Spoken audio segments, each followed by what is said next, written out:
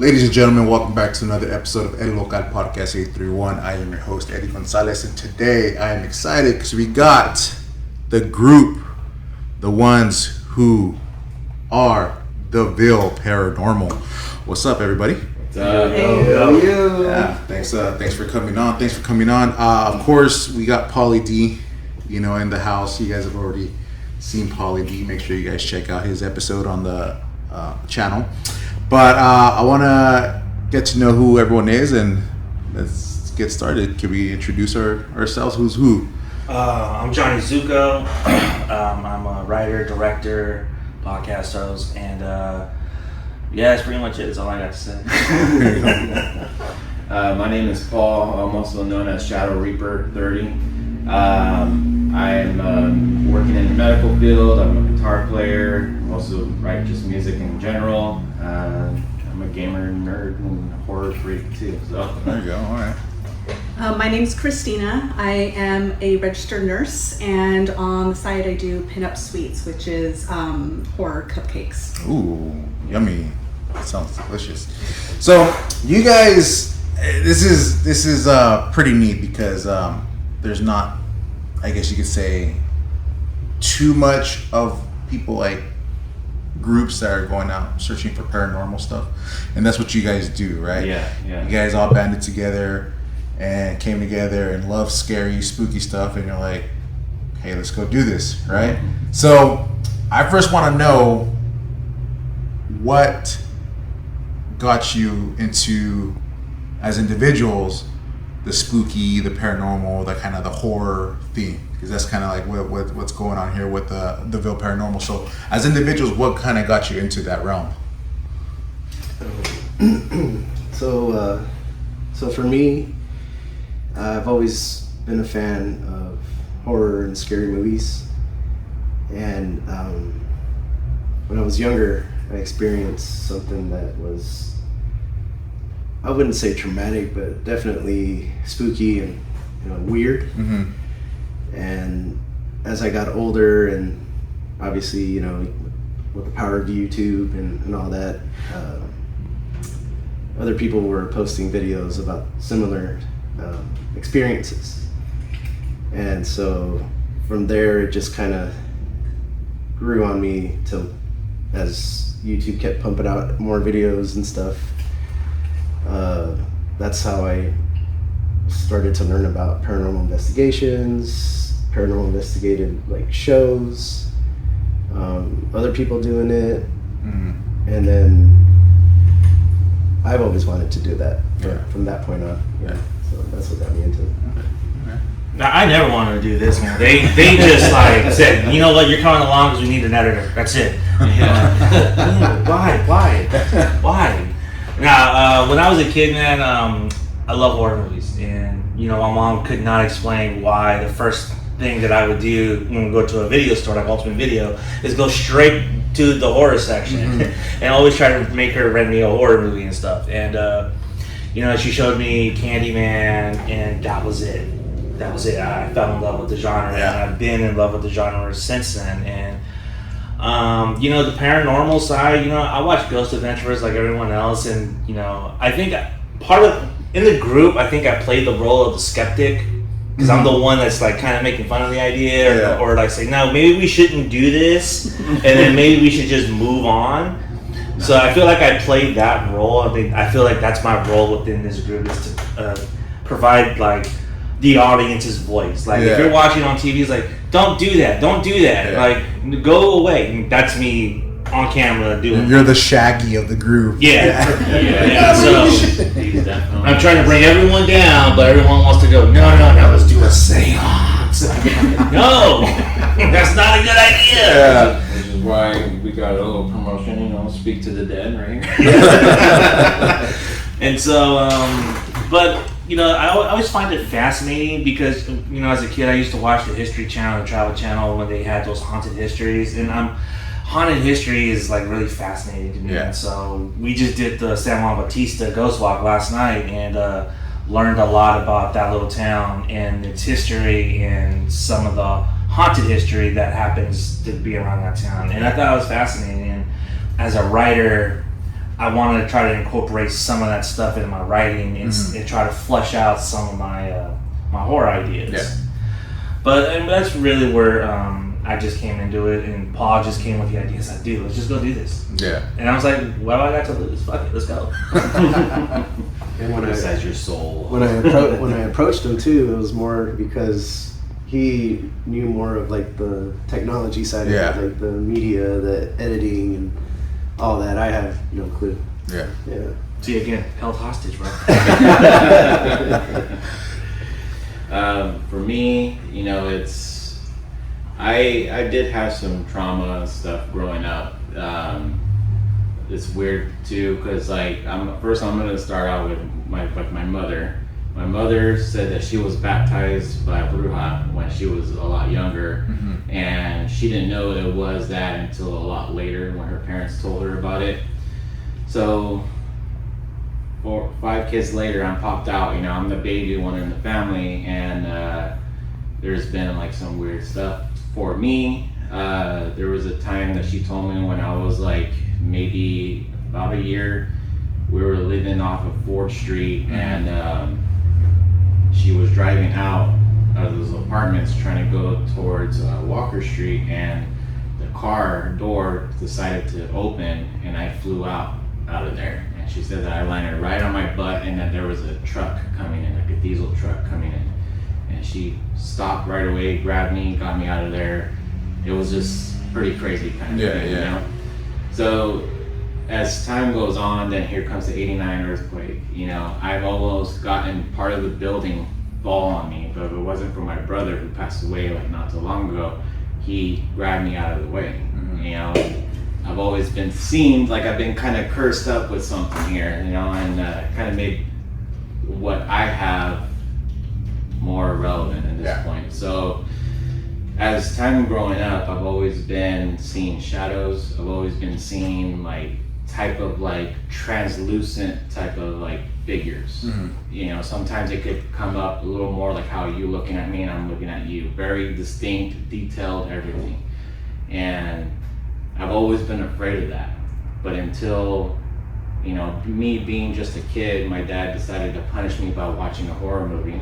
And it was Freddy Krueger, The Nightmare on Elm Street, which did not work because I ended up falling in love with that right away. So I ended up loving the horror genre since then, and just kept going with it, and always had this like, at the time growing up, just scaring my nephews, scaring my cousins, you know, dressed up and or hiding in the corners and just started going.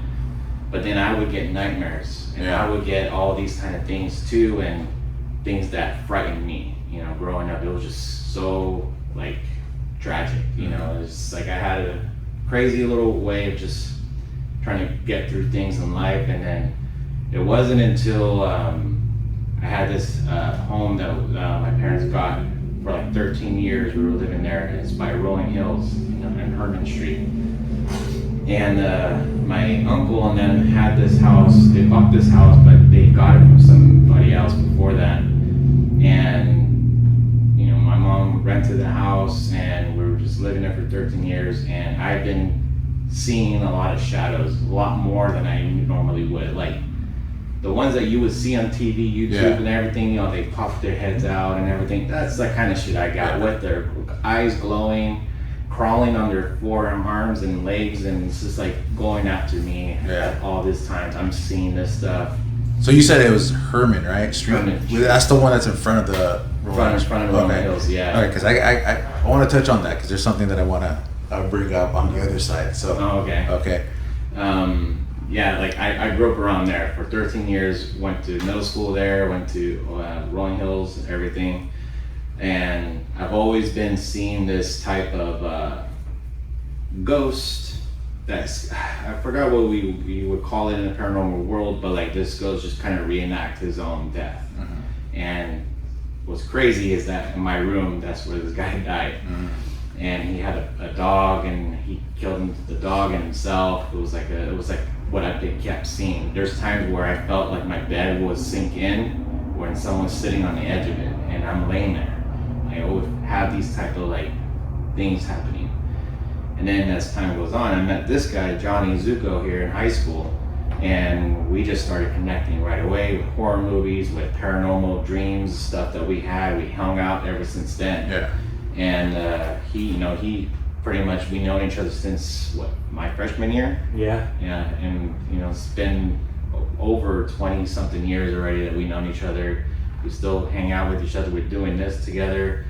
We've always been talking about this in high school too. I have this ability, and he laughed at me about it. But then next thing you know, like, he's having like these little dreams as well, and I'm telling him, like, these things I have, this ability that I have, it's not a joke. It's like, it's freaky, like, I grew up with this stuff, and now it's like I learned to embrace it. I learned to try to control it. I learned to use it as much as I can. Like, I have a story that involves with her, and I'm not going to go into that yet until a little later, but it's just, that's what got me into the paranormal. It just kept going. I wanted to know more. I want to know why they're still here, why they're still lingering around, why am I seeing them and no one else is. Like, I've always had these types of like questions in my mind. So unlike Johnny here, I like to go and I'm like, hey, let's go and see what we do with this and do with that, and he will be the voice of reason saying, no, do not do that. Don't do that. Don't do that. Do not like do we that. did the East Lake, what was it, East Lake County Park, where they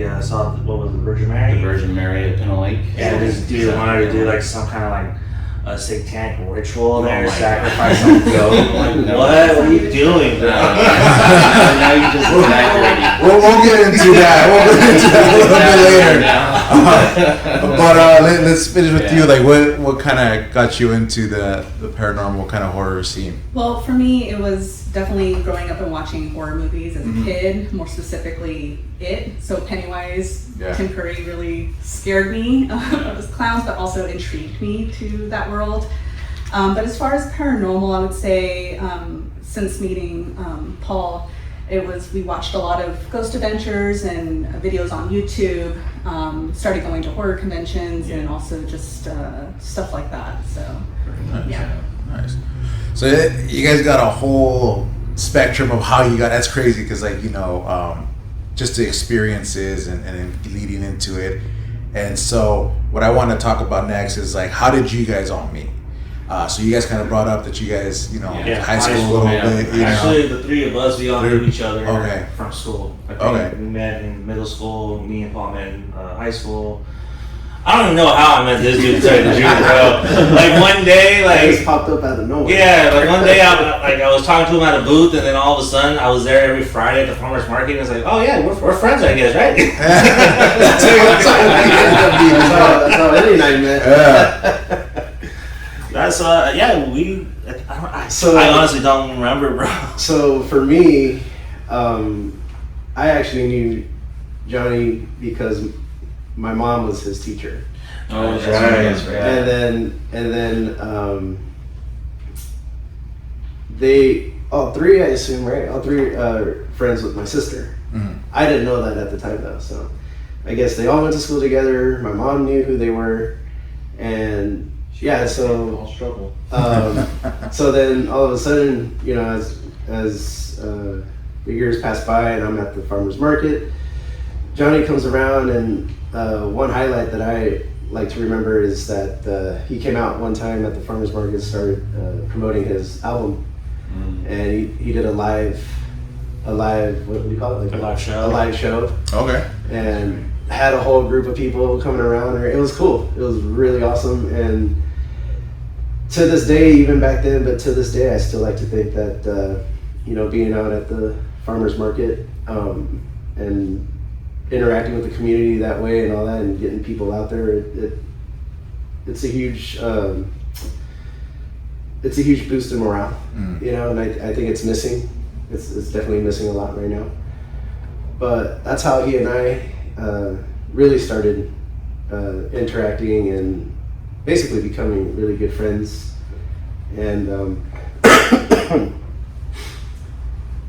all of a sudden, I was just doodling in my art book, and I come up with the logo for what you see here, this face mask, and the logo for the brand for the Ville Paranormal. And that idea, or that logo, was the start for me to be like, oh, you know what, I'd like to do paranormal investigations around the area here. I think it'd be kind of neat. And I remember you told me that too. You showed me the design. I'm like, that's pretty cool. Yeah, before I did anything with it, I was Yeah. like, hey, what do you guys think about this logo? I remember that. I think I asked you, I asked Johnny. I think I showed it to maybe one or two other people, and everybody was like, whoa, that's a really neat logo. I think you got something there.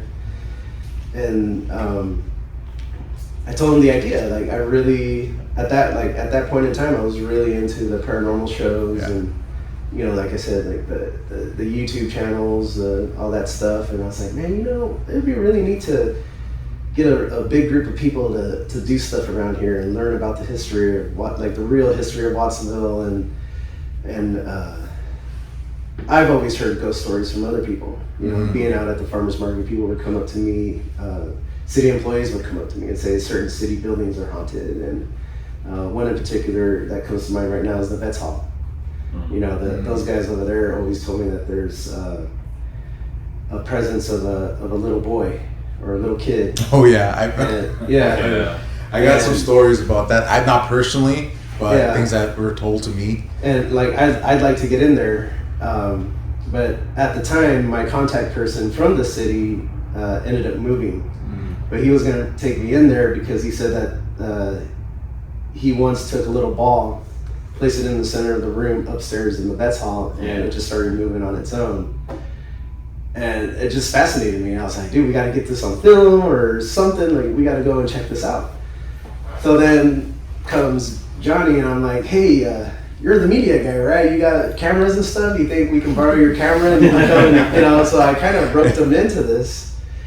And as we're talking about it, he goes, you know, I got some friends that might be interested in doing this as well. And I was like, dude, the more the merrier. Yeah. You know, because I was just, like I said, I want to get a big group going. And so enter Paul and Christina, and that's how we met, you know. And it's been fun. Yeah. It's been fun. Yeah. And so, talk to me about how you guys met. You guys, like I said, back to high school. Yeah, you guys met that way, kind of exchanging stories. Yeah. And at some point, it's like, oh, hey, you're my friend. We're best friends now. Like, we bonded over like horror and paranormal stuff. I think one of the main things we bonded over was music. Because at the time, I was really heavy into music, and he was starting a band, and that's one thing that we really bonded with, and we were trying to do something together musically. And then we started talking more. As we started talking, we started getting to know each other more. Like, oh, you like to sing horror movie? I like. Oh, you like to sing Ninja Turtles? I like. And stuff like that. And so, like, we found out that, you know, through music that we had a lot in common. So, you know, without kind of realizing, like, 2 years, like, a year after high school, all of a sudden I'm at this guy's pad, like, every other day. Making music, you know, writing out some beats for him, and then he ends up just, you know, doing some lyrics and all that stuff. And did we just become best friends? Yes, we did. Yeah. You know, I would go to his house too. We'd play like Nintendo, and you know, just playing WCW versus WWF kind of things, and all this kind of. It was just like really cool little childhood that we had together, and you know, him and I, we stuck together because like we understood each other. Not like we didn't have to say anything. We just know it. We look at each other like, you have this gut feeling too, huh? And he's like, yeah, and you know what, let's bounce. And then next thing you know, something happens. Like, we trust our intuition very well, and every time we hung out with these other friends that we had, you know, years through. I mean, that's the reason why him and I are still together, and others we're not hanging out with anymore, because you know, we didn't felt that we were part of their tribe. We didn't felt like we were anything like them. We weren't like them at all. We're actually two cool guys that want to just like have fun and just like get along with everybody, but we don't have hate like that. You know, we just want to go and just chill, make music or anything. I mean, I would bust out my guitar and I would tell him, all right, let's try to do something with this, and we would do stuff like that at my house or at his house.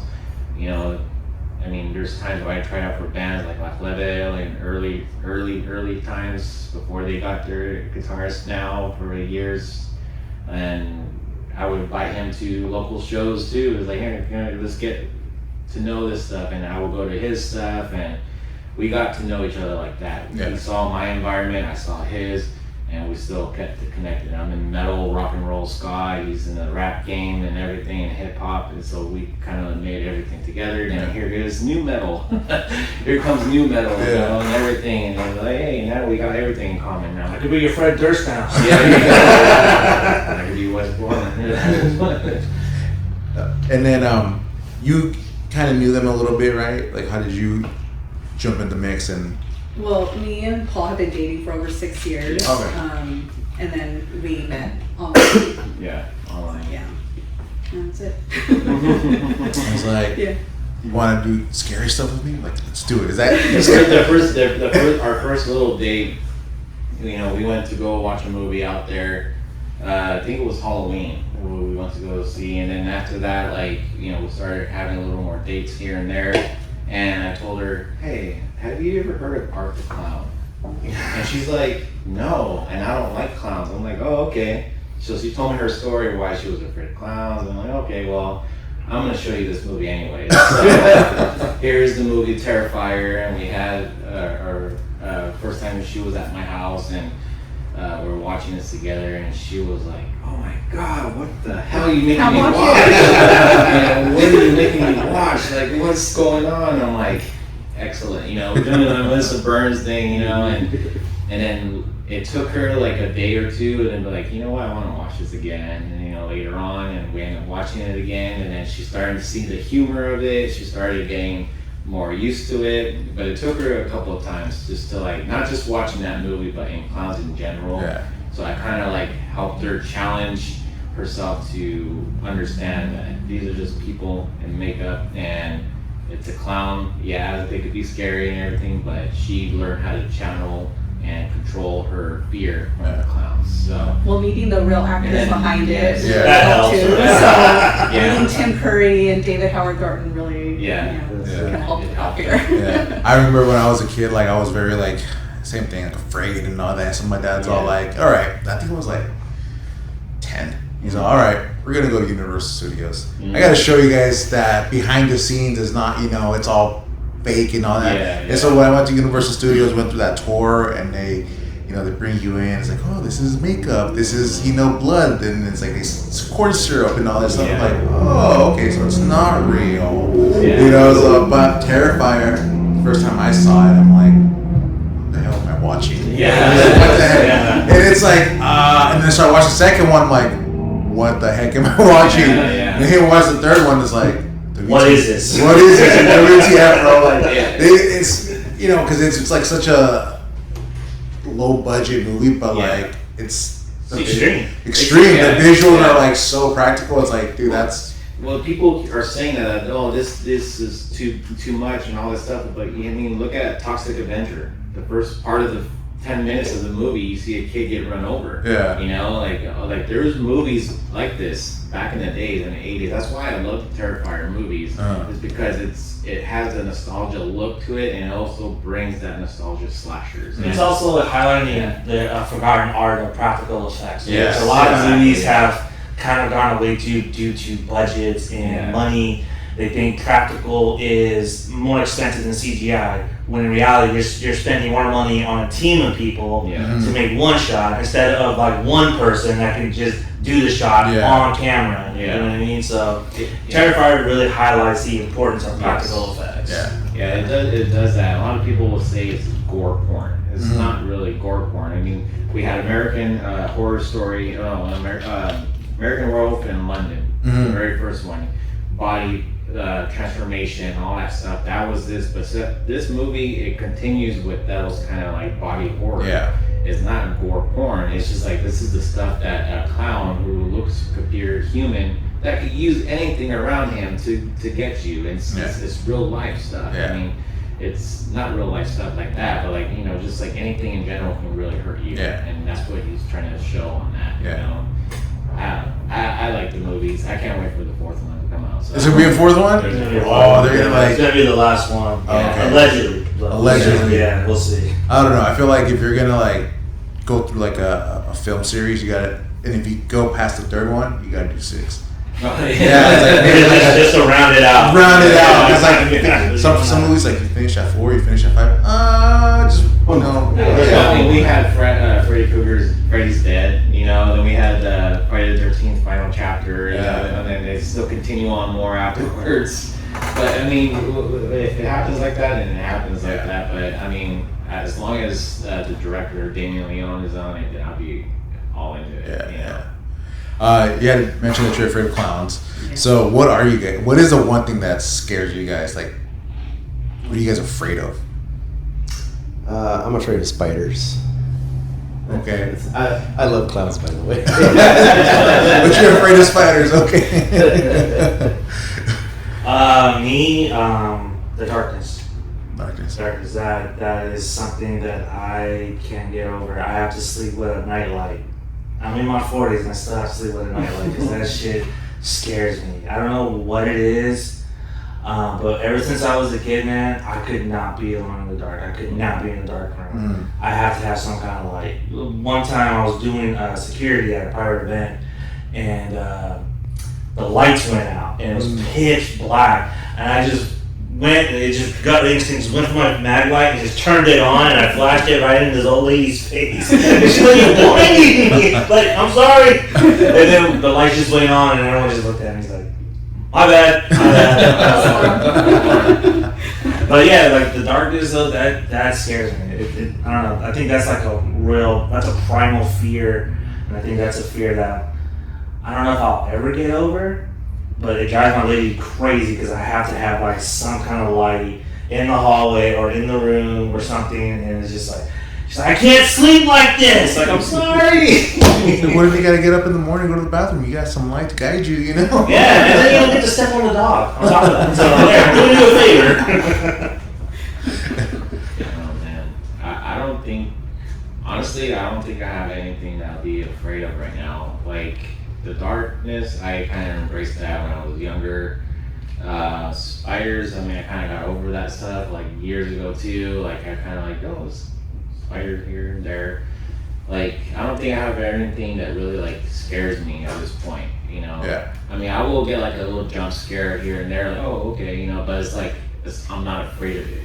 It's, I don't know, it's just I don't have anything right now at this point. I mean, that's why we do these like ghost mazes or haunted match, like HHN stuff. And all right, I'll go first, and I mean they're yelling at me or whatever, and I'm just like soothing. Yeah. Smiling. Do it again. There was this past this year on HHN, we went like a week ago, 2 weeks ago, and the only thing that got me was the scare actor. He didn't know how far he was, and he hit me in the face. I was like, oh crap!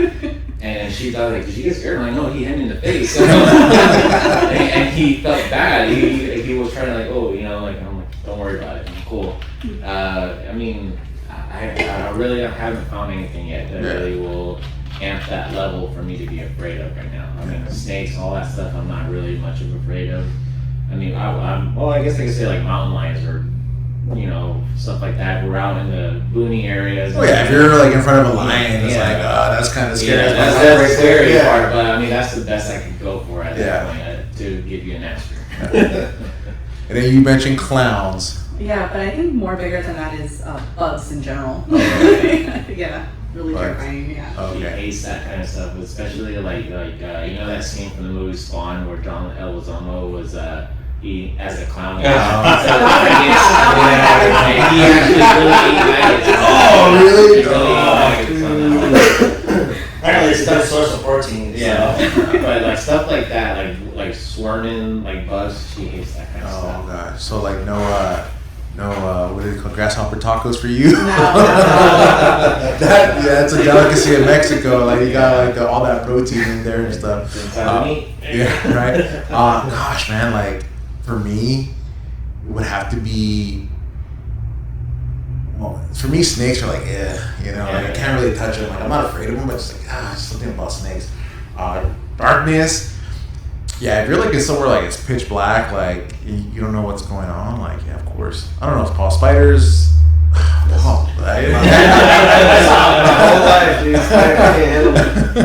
run. Arachnophobia ruined spiders for me as a kid. I was scared for a while, and after a while, they just became more of an annoyance. So I just like every time I see him now, I just go with the chocolate. That's it, you're done. And like you're cleaning something out, and like a big old fat one pops out of nowhere, like. So you haven't seen 8-Legged Freaks? I haven't seen that. I love that. That's movies like those 2000 movies. That's pretty fun. Yeah, it was so Thanks, good. Okay, so you guys, a little bit of, you guys fears a little bit. And so with the Ville Paranormal, you guys kind of started going out like, all right, let's jump on and let's go look for haunted stuff. What was the first thing you guys went together as a group to go investigate and look for? Because I remember, Paul, you had told me you were going to do it. Like, hey, you want to come? I'm like, maybe not. Yeah, I think when I had asked you first, we hadn't agreed on the location yet. It was just more like we were still trying to figure out, but I wanted you to come with us as well. And I'm a sissy, bro. I'll tell you. I think you're like, nah, just, I think if I remember correctly, you said, let me know how it goes. Let me know how it goes. So then from there, well, we were up on the agreement, right? Pinto Lake was going to be the first one. 1 and 2. Actually, I think the Monterey one was the Oh, no, sorry. Yeah, the Monterey one was actually. That's where we met Paul, actually, for the first time. Yeah, when we did the ghost walk.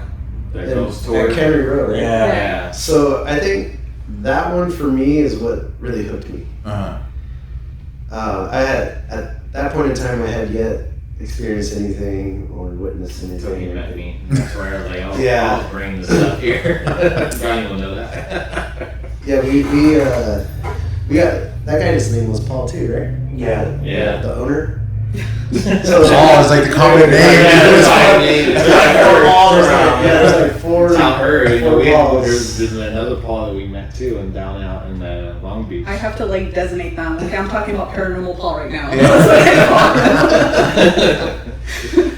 But we were invited actually. I was busy, or not busy, but I was just having fun putting up scary stuff on the Instagram. Yeah. The Ville Paranormal Instagram. And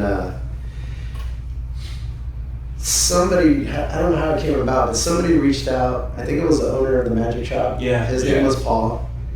Reached out, said, hey, we actually do ghost tours here in Cannery Row. Do you guys want to come and check it out? Come on a ghost hunt with us. And I think, did I ask you, right? I asked Johnny to see if he wanted to come, and then he asked you guys, I assume. And scheduling issues, we all couldn't make it. Or did we? No, we did the first one. It was the first one. We did it with you, and then you guys did the second one without us, and then later on we wanted to do the other ones. That's right. So the first time we were all together, and we followed this guy who, in my opinion, was a great storyteller. He was. I really enjoyed the storytelling and a lot of the history of Cannery Row too. That was really neat learning all that. But then walking through, seeing different sides of Cannery Row and areas that I've never been through. Yeah. So that was all neat to me. And then, so we took, I did the Instagram live, because I was always thinking, well, if you go live, people can't really say you faked it, right? Yeah, that's true. That's true.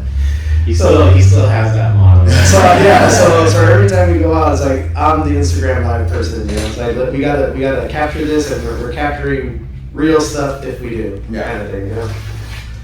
I don't know why, but that's just me. But Paul brought what was the name of that? Tiger Pounder. When we started getting everything done, we started looking at these things. These guys gave out an EMF reader to check out the electronic fields, just to give it to people. And let's see what you got. I'm like, well, I have one already, so I don't need to borrow yours. And we started going around, and I started picking up things, and people were like, whoa, wait, what are you getting? What are you getting? I'm like, okay, well, is there any fault lines here? Is there any power grids out there? Like, no. I was like, well, there's something here that's literally around. We went around the whole place where this guy was taking us, and we're like, you know what, let's go to these certain spots and see if we can get something. So there's this one spot, the first spot that we went to is a little bit further down close to the aquarium, and there's this walkway overpassing the street, right? Yeah. And the story goes that this guy who was working at the docks at the time, he would get the shipments and he would kind of go through there, and there's a certain time limit where the doors will close and nobody, can't get in or out. And this guy, I guess it was like a weekend, and he couldn't make it in time, so he was locked inside that bridge area. And apparently they found him dead in that point. So as the year goes on, people still walk around and they see a shadow walking. And the doors, I guess they do open at times, but at the time that we went at night, there's no shadows. There's no people should be walking there. Yeah. So Christina had in her phone a necrophonic, right? Or spirit box. It's a spirit box on the phone. And we started asking questions, and we got a mailed response on everything. Like I'm saying, like, hey, did you die up here? And we got a response, and then it stopped talking to me, Paul, and then Johnny, and she started speaking, and it was responding towards her.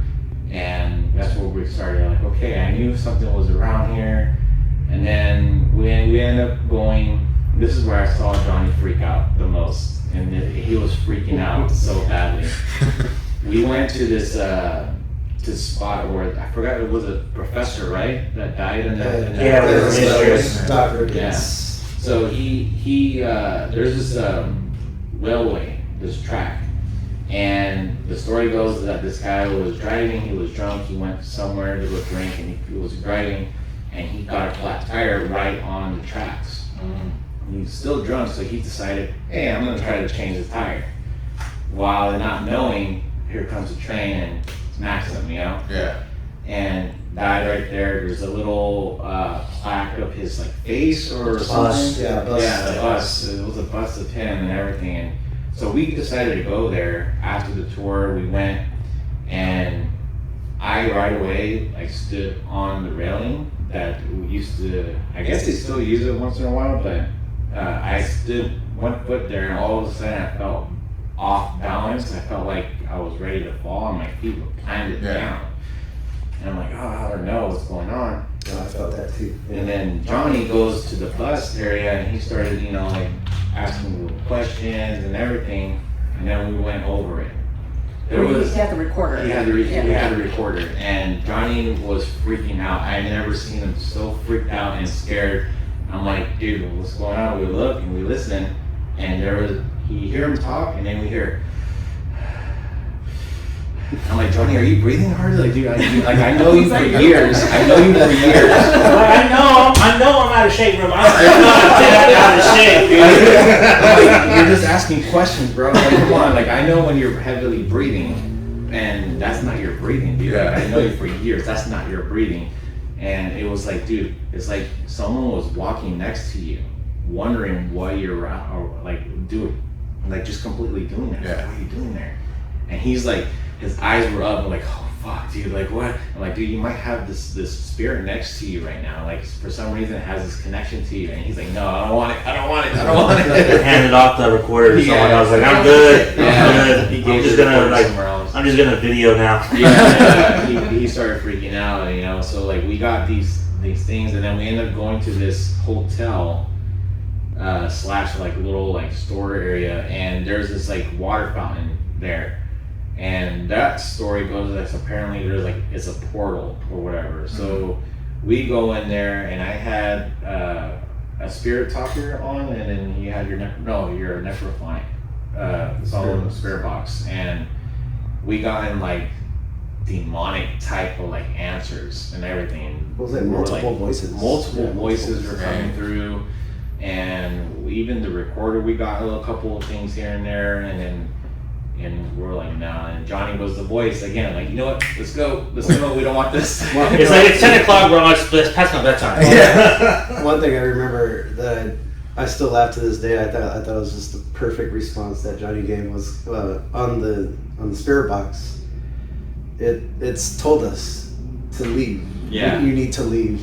And he just right away, without hesitation. All right. Yep. Peace out. We should oblige. Yeah. Let's go. Yeah, like it wasn't too like during that tour, the tour guide, he's a skeptic. He's like, I know the history, but I'm not believing in that stuff.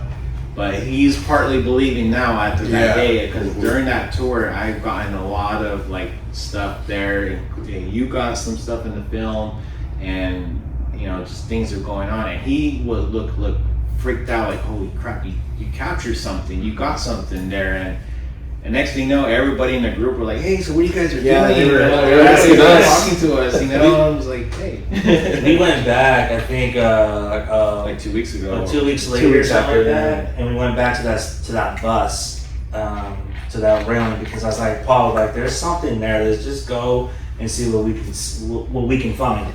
And so we go, and we're there for about a half hour.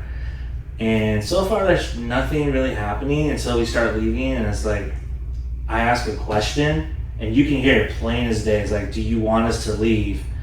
And it says, yes. Mm-hmm. And Paul didn't say anything. And I showed him. It's like, did you hear that? Yeah. You want us to leave, so let's go. But it was clear as day that it said yes. And I was like, holy shit. And there was another moment early on in that footage where it says something, but it's muffled. And again, me and Paul are not talking. We're listening, because we're like, okay, let's count 4 Mississippis, and then we'll say something. Yeah. Within those 4 Mississippis, there's what is that? Yeah. And this is like around 10 o'clock on a Sunday, so there's like really no one around. I'm like, yeah, there's definitely something at that Doc Ricketts bus. There was no traffic. There was nobody around. I even said too, I was like, there's got to be somebody, like maybe a homeless person or something talking that maybe we didn't hear, but it captured. You know, I'm trying to. We always do that. We try to figure out if we try to debunk a lot of stuff. that causes things. And you know, Johnny and I, we walked around the whole area. We're looking, just like nobody around. And then all of a sudden, his phone, as he's taking video, starts glitching. And he was like, dude, my phone doesn't do this. And it's when we're walking directly on the rail line, where, because the rail line is now a crosswalk, so I'm just walking, and all of a sudden there's a glitch, and then there's a shadow next to me. Dang. Paul's not next to me. I'm like looking around. I'm still doing my rounds. Like, he's over there, and the light pole's above me, so his shadow would be over here. Yeah. You know what I mean? He's facing this way, but it's up here, and it's my shadow and the other shadow are lined up perfectly, like it's walking right next to me. Mm-hmm. And it's like, Paul, you see that? It took us a minute because we didn't see it until I started editing, and I sent him the footage. Like, Paul, what is this? Is this you? I was like, no, that's not me, bro. That's me. Again, Johnny has an attachment in that spot. Yeah. This is the first outing, right? This is the first, the very first outing. So our first bus with them. This is what really hooked me. Like this is fun, exciting, and creepy at the same time. And right at that time when his phone started glitching, we didn't even know yet, but we caught an audio recording, and that was it for me. Like, I have goosebumps even talking about it. We were listening to the audio recorder, and right when I think it was like right after you said that, oh, my phone starts glitching on the audio, then in the background, and again, no traffic, no vehicles whatsoever. It was late, nothing like that, and you just hear a train, like if it's pulling in a station, it goes shh, like the steam. I was like, dude, no way. Dang. Like, we were both tripping out. I'm glad I didn't go.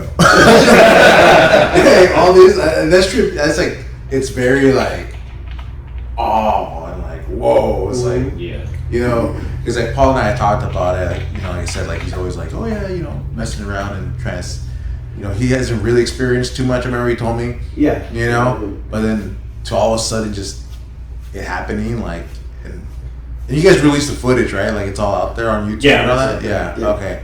I haven't checked it out because, like I said, like I'm a sissy with some things, you know? It's on our Instagram and on our YouTube page. Yeah. Dang, so what a introduction as a group together to like experience that, something like that. Like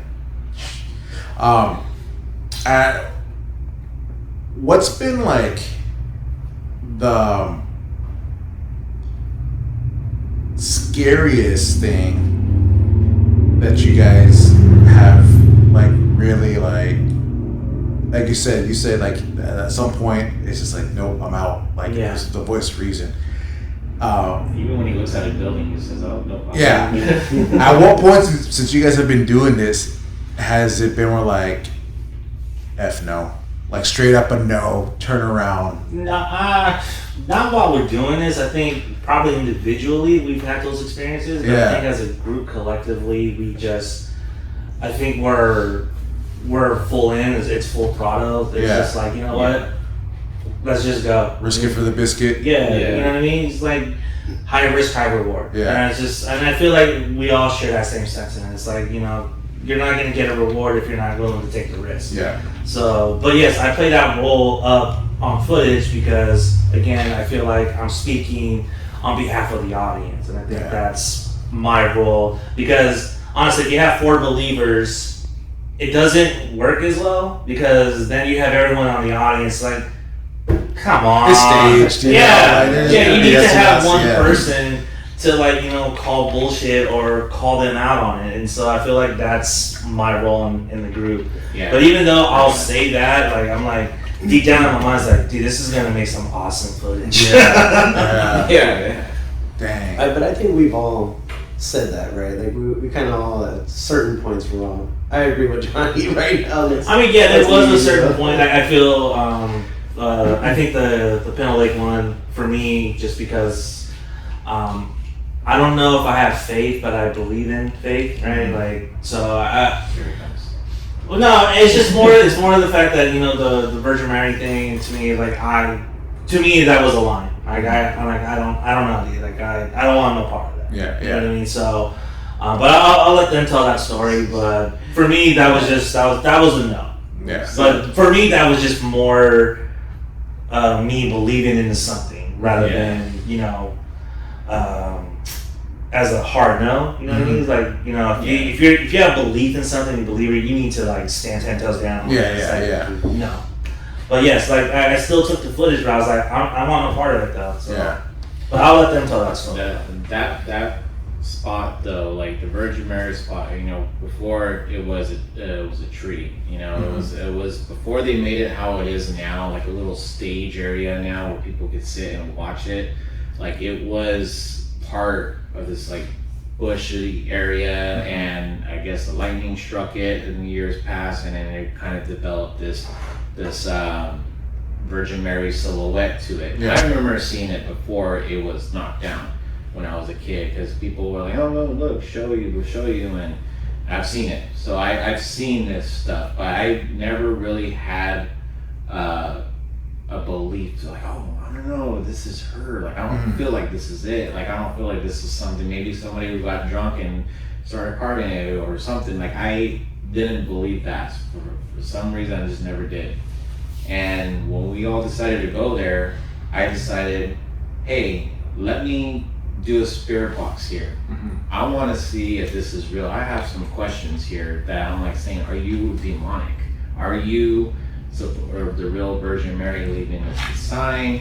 Anything like that. And when I came up with that, that's where Johnny was like, no, don't do that, don't do this, you know, because that's, I mean, even if it's not, even if it's not, you know, like what that is, that's disrespecting. That's what was for him. But part of me was like, no, I gotta go, I gotta do this, and you know, and then it became a big old decision. It was like, yeah, you know what, let's just not do it. So I'm like, all right, you know, out of respect for you guys, I won't do it. But like, I really wanted to go place that spirit box there, have a camera there, and me giving out the questions like, are you really here? Are you really holy? Are you really all these stuff? Like this question I'm telling you now, that's what I would have asked it. And just to have that security to know, like, are people coming here wasting their time? You know, people have left money here. People have left all this stuff. Is it really this type of thing, or is it just another money grabber thing? Yeah. All of this. I wanted to make sure, like, I don't want people to be scammed for stuff. And then that's the reason why I like doing this with this group, because I specifically really want to show that this is real. We're not trying to fake anything. We're not trying to, you know, add a freaking AI ghost there to make you believe it was there. None of that stuff. I want it to be straight up real audio, real everything. And, you know, that's why we didn't do it. We didn't do it at that point. But we went to the bridge, or like that's behind it. Yeah. And we did the spirit box there, and we caught some stuff. yeah, we caught some weird things out Yeah. there, because we got there were some conversations on the spirit box, Yeah. and then we saw a flash of light across the pond, and we were just over there. Yeah, that was weird. We were just over there, and there was no one over there, and the security was up here making sure that no one entered. We had Oh, you guys went after hours? Yeah. After hours. This is all after Yeah, hours. yeah. Yeah, so we went out there too. And it's not like they're gonna do anything about it now. Yeah. So security's up here. They're minding the gate. So they're not going back here and checking. This is about 8 o'clock, right? So they're making sure no one drives up. So they're standing at the gate, and we're on the bridge, and we see like this orb light just hovering across the pond. Like, I'm like, dude, what is that? What is that?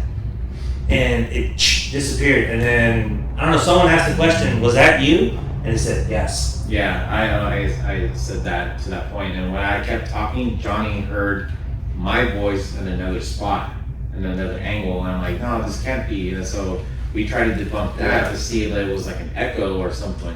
Nothing. Yeah. Nobody was hearing my voice anywhere else or anything.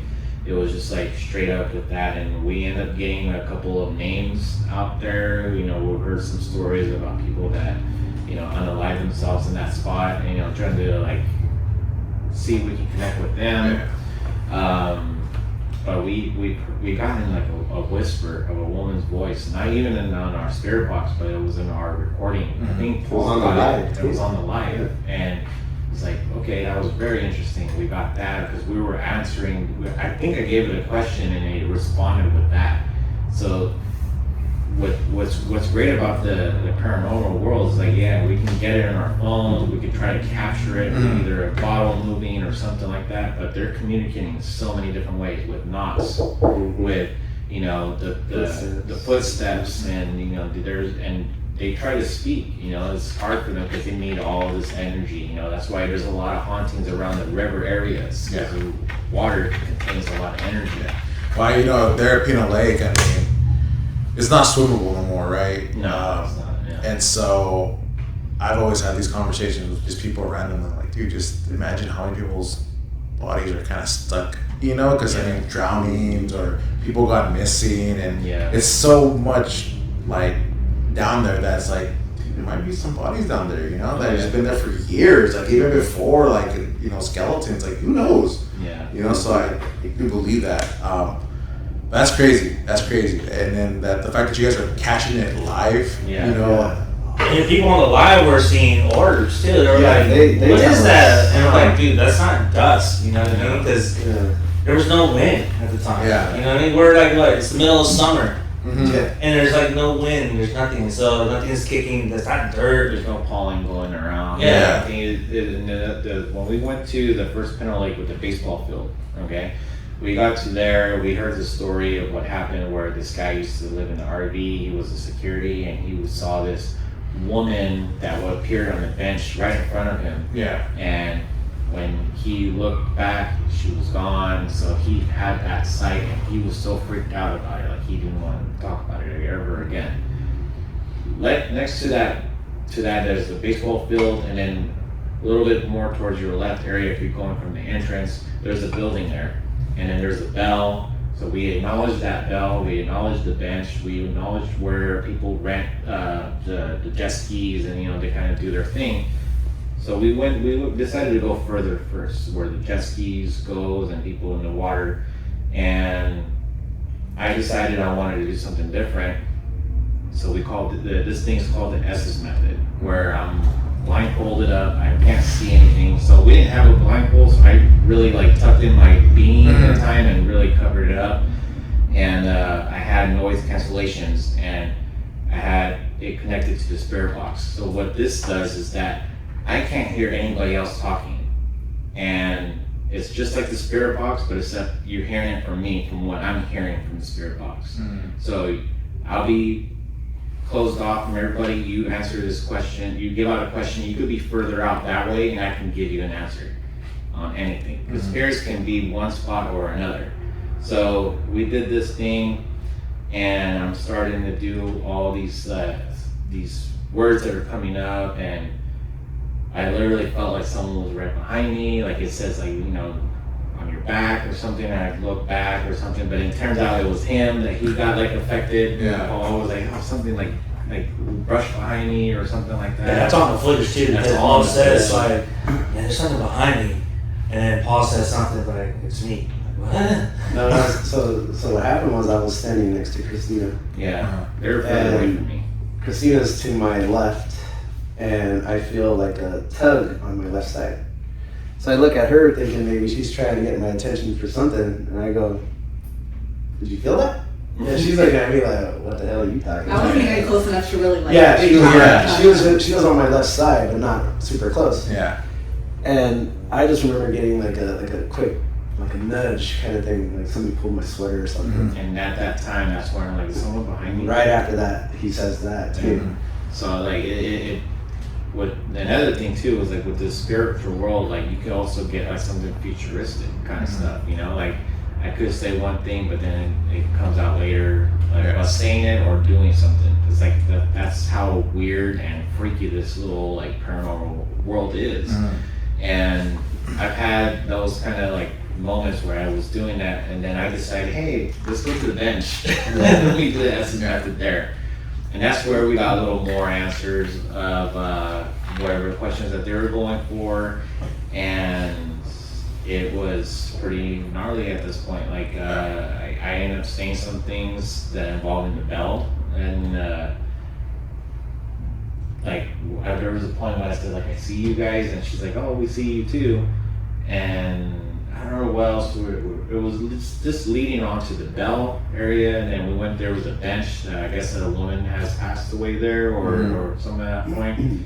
And we got a rude response on that one. Rude response. She said, get the hell out of there. Yeah. And so, I mean, how long have you guys been doing this? What, about like a year already? About a year. About a year? Yeah. And, I mean, fully investigating probably about like 4 months, but I think the group itself maybe a year. A year? Yeah. So, been together for about a year, but really investigating in like 4 months, so months.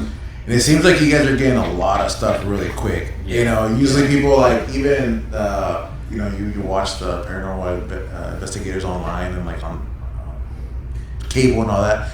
And there'll go times where like they'll search, but they don't really get nothing. It seems like you guys are getting a lot of stuff pretty quick around the area. I do think with our group having like 2 empaths actually helps a lot. You know, empaths are more susceptible to supernatural and ghost entities. I'm not an empath, but I think Paul and maybe Christina She's more of a sensitive point. Like she has that sensitivity stuff of like if and they witnessed it too when we were in the first Penn Lake. She was kind of like, you know, like distant, you know, she's, you know, not feeling much of it, but then when we did the bench area where the woman was sitting there, like that's where things started to come up, and then she started seeing, like, not seeing, but like feeling more on these little, you know, spirits at this point. And what do you feel? What do you feel like when those moments where you start, like, what's that feeling like? It's hard to explain. I just feel like either uncomfortable or I don't know. It's just I feel like something's not right. Or in that moment, though, that spirit was only answering my questions. Like everyone was asking questions, and there was no responses from Paul. But when I would ask questions, it was responding to me. I think I asked like how many ghosts were here, or how many spirits were here, and it was answering right away. But typically, I just get like an uncomfortable, unsettling feeling. Yeah. kind of like the gut feeling a little more, but hers is like a little more like high intense in that part.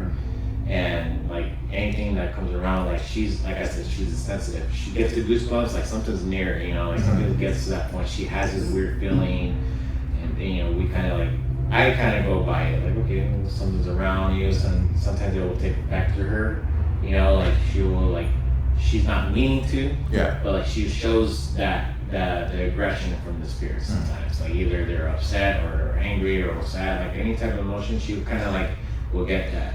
At this point, for me, like I'm an empath, like I open to everything. I have the feelings like her, like what she goes through, but I also, like I said earlier, like I kind of see them. You know, I can kind of see these spiritual things, and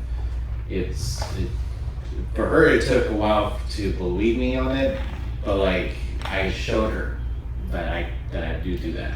So a couple weeks ago, or like about a month ago, we were filming this horror short called Paranormal Investigators. It's basically Paul and George, and it's about these amateur paranormal investigators that are going to a man's house who's claimed his house is haunted. Paul, being Paul, couldn't help himself. I am a believer. I want to believe. Yeah, so he's actually the actual believer, right? Yeah. And so I wrote the character in that way, is like he's a believer, and his sidekick is the skeptic, which is me. But I'm the homeowner. But he goes into my house and he's like, and it's not even in the script. It's like, bro. First thing I noticed. It's like mirror.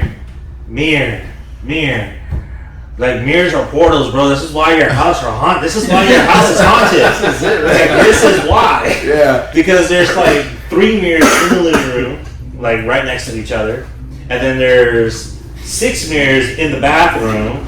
There's a big ass mirror in the office, and then so every time there's a mirror, he just couldn't help himself. Like mirror, another mirror, George, another mirror. Yeah, he's like, duly noted. So that was so when he brought that up. That's why he looked at him. He's like, I told you. I've never seen so many mirrors in a house before. Yeah, there are a lot of mirrors in there, but yeah, I never felt anything weird up at the house. But when he was there, I was like, dude, you got way too many mirrors in this house. Like, why? Well, just kind of like the description that Paul was saying, though. You know, I've learned through many videos on YouTube and all this and that, and how mirrors are used, and it just popped in my head when I saw those mirrors. I was like, this is infinity amount of open portals here, and you could have whatever coming in through. And I don't know. It wasn't in the script. It just came to me, and that was my first thought. I was like, I think this needs to be a house. Yeah. I think the only room that didn't have a mirror was my room, and then that was it. Yeah.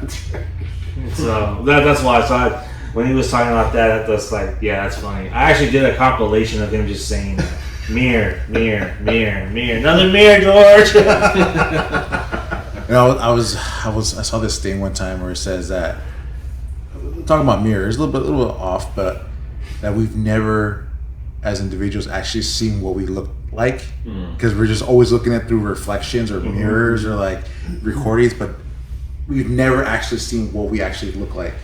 You know, I don't know. That's a little trippy. You know, think about that. You know, I was thinking. No, I'm just taking it all in. Yeah. So I don't know. I just threw that out there. Just think about mirrors, right?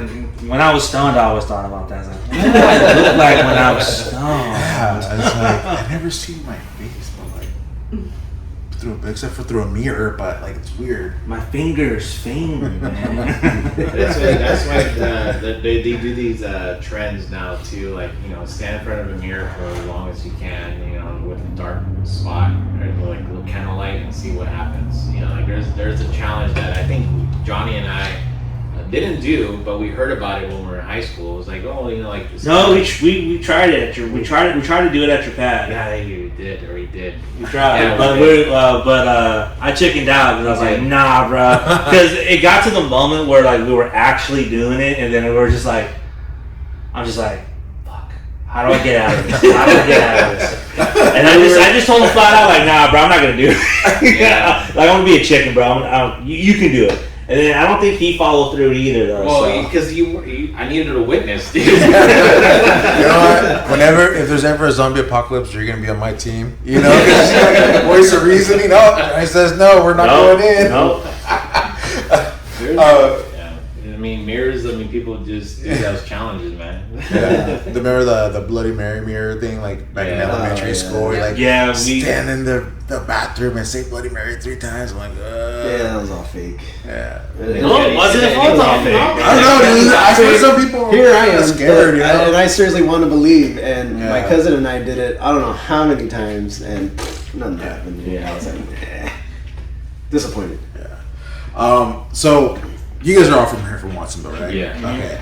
So we know that, like, here in Watsonville, there has been, oh my gosh, so many stories, and a lot of them have been cross-referenced with a lot of people, and it's all like, it's true. It's pretty much true. So what's like the one story that you guys know the most, or just any story that you've heard from Watsonville?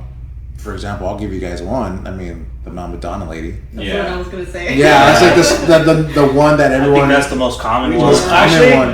Well, there's a few. There's a few, but the one I remember as a kid growing up was I don't know if you're old enough to remember, but back in the day, Wattsville had a nightclub called the Flamingo. Yes. The Flamingo. And the infamous devil dance. Yeah. That was a story I remember hearing as a little kid all the time. Mm-hmm. Now, granted, I don't know if it actually happened, if it was an urban legend.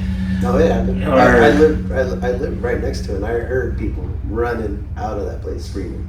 Not knowing what something was happened, yeah. Yeah, something happened. Something happened, but it's never been disclosed or what. But I just remember I was at my nana's one weekend, and one of the older kids came in and started telling us a story about the devil dancing with a woman, and how the story I heard was this man comes up to this woman in red, and it's supposed to set up as the woman in red is, the devil. But so they go in and dance, and then they dance in the middle, and everyone's watching them. The lights cut out, and then all of a sudden there's just like orange glow coming from the middle of the dance floor, and she was set on fire. I was like, nah. That's the first. I've never heard that one. Yeah, that was the one that that was told to me. Yeah, Johnny told me in that one. Yeah, and then I heard one like, the bottom half of his it was hooves, or they danced and they hovered. But I kind of personally, I know that sounds rude and disrespectful, but the one with the fire, I felt had much more of an impact on me as a kid, because again, it relates to my fear, being in pitch darkness, and then all of a sudden the realization of something terrible really happened. Yeah. And to me, that one always stuck with me. And that was I think that was the first ghost story that I ever heard. I think I was about 6-7 years old when she told me that, and I was like, why are you telling me this? I'm like, you're trying to, like, I was there for the weekend, so maybe she was just trying to scare me. But it's interesting because after that weekend, my mom and my stepdad were acting kind of weird when I came home, and it was like, because they used to go to the Flamingo Park. Yeah. And that weekend they went, and I'm like, did that really happen? Like, what's going on? But I asked my mom, I was like, something did happen, but I don't know what happened, so that's all I can tell you. Yeah, that's what my mom was telling me. Yeah, because like it seems like the whole the commonality in that story is that woman, man dancing middle of the floor, right, and everyone running out, pitch black, and then everyone running out. So it's crazy because so what I heard was that dancing, elevating, right, and then the guy had like this weird look on his face, and like it changed or something like that. Then it went black and it disappeared, and then everyone like ran. I heard exactly that one, but like that she was dancing with the person. The lights like flickered, and like she was showing different images of the face, and she freaked out, and it went black for a second, and it came back, and she ran to their bathroom, and she caught on fire in the bathroom. That's what I heard. That that there was flames in the bathroom, not in the dance floor or anything. Okay. And people freaked out because they thought that he did that to her or something at that point. Like, I hear too much of him disappearing or anything, but I did hear that she burned or she started catching on fire either before the bathroom or inside the bathroom. Yeah, that's what I heard. So the one detail, aside from what you guys are saying everything except for the one detail that I heard was that when the lights started flickering, and this is right after people noticed that they were kind of hovering above the dance floor, the guy that she was dancing with, his face started changing. She screams. He kind of like disperse in a black smoke, and you start seeing, and then they say that they saw him climb up the wall and then disappear. Was what I heard, and that's when people started running out of the. Yeah, that's what I want to know. Like, how come everybody, everybody, once it was a small town, how come nobody's really like saying anything too much? You know. Well, I mean at the time, it's just like, dude, like. Did we all see it? Do we all see it? Do we really want to talk about it? I don't know. Yeah. Because like from what I remember is that club was, from what I've heard, it was a sketchy place. Yeah, it was. There was a lot of bad juju there. Yeah, for real. Like there was some bad shit that happened in that club. Yeah, for real. And, yeah. You know, I know. I'm not old enough, but I am old enough to remember that. You know, you had Flamingo right here, and then right across the street you had Garbini's. And then, you know, you have the people from Garbini's going to Flamingo, start fights, and then they go to Garbini's and then start fights and shit. So there was just a lot of bad energy in that particular place. Even when it was Luigi's Pizza and Takeri, there, like, you walk in that building, like, you felt the tension. Yeah. Like, there was tension in that building. It's like, why do I feel like I need to be on guard right now? And there's no one in the building. Yeah. And the same thing too, that hotel next to it too, the one across the street from where the car wash is at. Oh yeah, Cowboy yeah. Diner. Like, that hotel has a lot of history in that too, and it's like that could have carried out to those fights or hatreds or anything at that point, and they go and stay there. Yeah. You know, all that stuff can be connected at that point. I mean, not that long ago, there was a young person that passed away in front of the Chipotle or something like that. Or not Chipotle, the fish Chipotle. house. Fish house, right? In front of Chipotle. It was a homeless little person, and he passed away right there. I mean, there's some connections on that whole area. That area is pretty hot. Yeah. You know, like. Yeah, that's He was found. He was found laying in the street. That's right. Yeah, so, and then another ghost story is the, you know, famous Ramadana one. Yeah. And, you know, it's weird because I've had some experiences on Mount Madonna, like maybe once, and I deliberately drive Mount Madonna like around 2-3 a.m. sometimes. Really? When I first got my car, I deliberately drove it because I wanted to see. My mom had told me a story when I was about like 14, and the reason why she doesn't drive Mount Madonna. And she was driving up there to go visit like family or something like that, and she passed the inn. And she saw a woman like just walking. She thought it was weird. It's like, man, it's the middle of the night. What the fuck? And my mom is not gonna be. She's not gonna stop. She was like, okay, whatever. So she's gonna go. And then as she was going down, she felt like a cold presence in the back of her, and all of a sudden, like a sigh, like in the back. And she told me that she was scared stiff. She didn't even want to turn around. She didn't want to look in the mirror. And she told me like she felt something telling her, look in the mirror, look in the mirror, look in the mirror. And she's like, and she was fighting it. And by the time she got to the end of Mount Madonna, the tension or whatever was in the back seat or whatever telling her to look in the mirror just disappeared. Yeah. And she just like, I am never driving that road again. And yeah, like when I try to take 152 because it's shorter to get home, she flips out. She will not do it. She's like, no, get out, I'll drive. Like, no, fine. So I have to go all the way around 101, 129 in order to get home. And rather than just going 152 and then home. Yeah. She flips out. And then there was another moment where I think it was me and my lady. We were traveling deep into Mount Madonna, and we got into this part where it's just like this heavily redwooded forest, right? Yeah. And it's like a narrow road, and it's just winding. and it's a long road, and I underestimated how long this road was. Old Watsonville Road, right? I think it Is that with those big ass redwoods that cut? Yeah.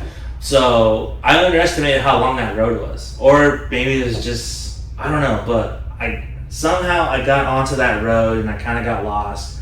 I was like, okay, if I follow this road, I'll get back to where I know where I need to go. And I'm driving and I have the windows down because it's hot in my car. And this is about 10 o'clock at night. My lady's just like, she jumps and is like, roll up the windows. Like, what? Like, roll them up right now. I'm like, okay. So I rolled up the windows and I turn on my music. She's like, she turns off the radio. Like, what are you doing? Like, we need to get out of here now. Like now, like she was freaked out. At this point, like I had never seen her just freaked out.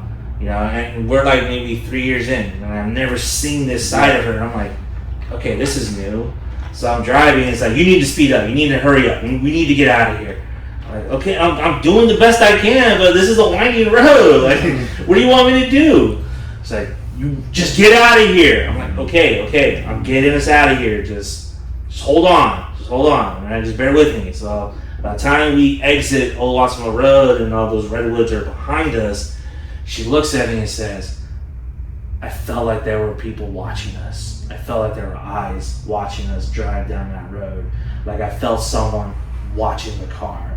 And it felt so intensely that I think we needed to get out of there. Because if we had stayed there, something bad would have happened.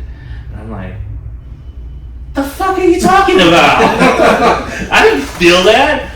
But then I had to acknowledge, I was like, you know, that is true because, you know, Mount Madonna has been known for, you know, you can Google that, you know, I'm not going to say that, but you can Google and research all that. But yeah, that I never felt that when I drove that. And then the hills have eyes. Yeah, and it's just like, man, what the fuck? So we got out of there. She's like, yeah, we are never driving that road ever. Yeah. You know? I drove it one time with a friend. It was like 1 o'clock at night. It's like, we went on a boonie. And right before, I'm like, dude, I gotta go to the bathroom. So like, pull over, take a piss. And all of a sudden, 1 o'clock in the morning, some dude is just riding a bike through it, pitch black. He's like on gear and everything. I'm like, dude, people actually do this? Like, they just go for fun through this road? Like, and then we drove, it's a windy road. Yeah. I didn't see anything, feel anything, but it was like pitch black. And like I said, even like with Pinot Lake, like, how many bodies do you think are out there in Mount Madonna, like over years? Yeah. People lost, people dumped, I don't know, but there's a lot. There's a real like true crime thing that happened out there, like I think in the early 80s or late 70s, where these two teenagers were killed there by this gang rival out there. Like they got into the woods area, stripped them down to their underwears, tabbed them down, and they kind of like stabbed them up and everything. So there's a lot of bad like connections out there. We've heard people that there's witches up there, doing their thing, and that's probably what she felt, with his lady felt, like people looking at him. I mean, could be just a lot of bad stuff there. I mean, there's probably more deaths that happened besides those two documented ones out there. But like even that hotel, what's that one hotel that the Ghost Adventures did out in Brookdale. Brookdale Lodge. Like when it's on its heyday, it was run by the mob, and even up until this day, they're still finding dead bodies like that are like 100 yards, 200 yards farther apart from the place. And if that was to be investigated, I'm pretty sure they'll be pulling up a lot of skeletons out there, and see what's that's why we got the Ville Paranormal. Then we actually, like about a month ago, we actually got, and not to go back to Mount Madonna, we actually got another story about Mount Madonna, and this emailer had said that they had traveled up to Old Henry Road to look for the Buddha temple. But they found these rock formations that look like they're kind of, someone was building a house, but it looks like it's just a pillar, and it looks like it's just halfway, and this group just felt something, and they're like, yeah, we gotta go. The Miller House? Yeah, I think so. Yeah. Yeah, Old Henry Miller Road. Yeah. Yeah. Yeah, so they go back, and then one of them, they feel that they're getting chased. Mhm. One of them gets pulled out of the truck, and they're trying to pull her back in, and they pull her in, and then she is flipping out and just like, let me out, let me out, let me out. And by the time they got to the end of Mount Madonna, she was calm. She had no recollection of what just happened to her. Dang. Wow. I'm like, whoa, what the hell? And we were actually supposed to go, I think. Oh, we're going. Oh yeah. Well, we were supposed to go earlier this month, Mm. but scheduling conflicts had happened. But I think we're gonna try to do that either sometime for Halloween or next November. Yeah. We're gonna try to go out there and see. Dang. Yeah, because the Mount Madonna was like the most common, the woman. Miller House, I know about it a little bit. But yeah, there's just like so much stuff out here, you know, that. Isn't there like a park there too? Was there? Like a little park, like there's an area where it's like full of just grass and like a couple like bathroom houses out there. Oh, that's those are the cabins. That's the cabins, right? Yeah. I remember a story, someone saying that they would see an apparition, a ghost of a woman riding a horse with her head like loose because she fell off the horse and died off of that or something like that. So there's that little area too that I've heard about. I mean, like you were saying, the woman in the car, the Miller House, the Buddha temple thing, and I think there's a road too that take you to that famous little light tower, the radio tower. Oh yeah, that's like in the backside. Yeah. Like like I've been hearing some stuff about that spot too. Yeah. But they won't let nobody in there. Oh yeah, dude. I hear there's a road. I think if you take, you know where Sumner Road, where you go to Corralitos and it goes all the way. It's like up there somewhere. Yeah. And a buddy of mine said that, you know, he's gone to the top. But yeah, it's a very narrow road. Like you need like a 4x4 to get up there. It's so steep. But that's crazy. That is crazy. What was I gonna say? Have you guys? I know you have gone in there a couple of times. The Red House, the Redmond House here on East Lake. No. The Tuttle House. Tuttle House, is it? Have you gone in there, Paul? Did you mention? No, so because the Ghost Adventures came, right? I think. yeah, Ghost Adventure. Ghost Adventures? No, it wasn't. No. It wasn't Ghost No, Adventure. it was like a third- Santa Cruz Ghost Hunters. Okay. Yeah. I was gonna say, Ghost Adventures fucks it up for everybody, dude. The ones that they did was the one in Capitola. Okay. What's the name? The of mansion. The mansion house. The mansion house, right there off of 41st. Yeah. That's the one that they recently aired this year. But With a big old pentagram right in the middle of it, like what the yeah. But they did that, right? No. Like they put it there or no? I don't that know. was already there. Yeah. I don't know. Facebook Yeah. tells a different story.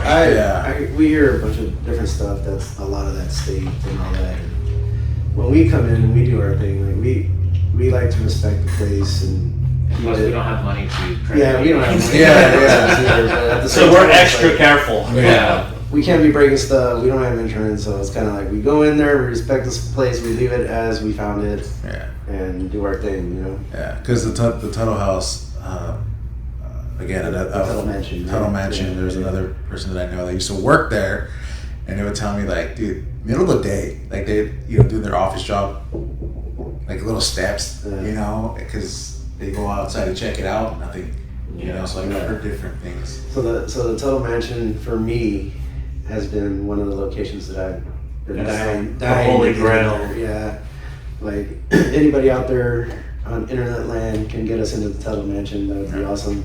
Yeah.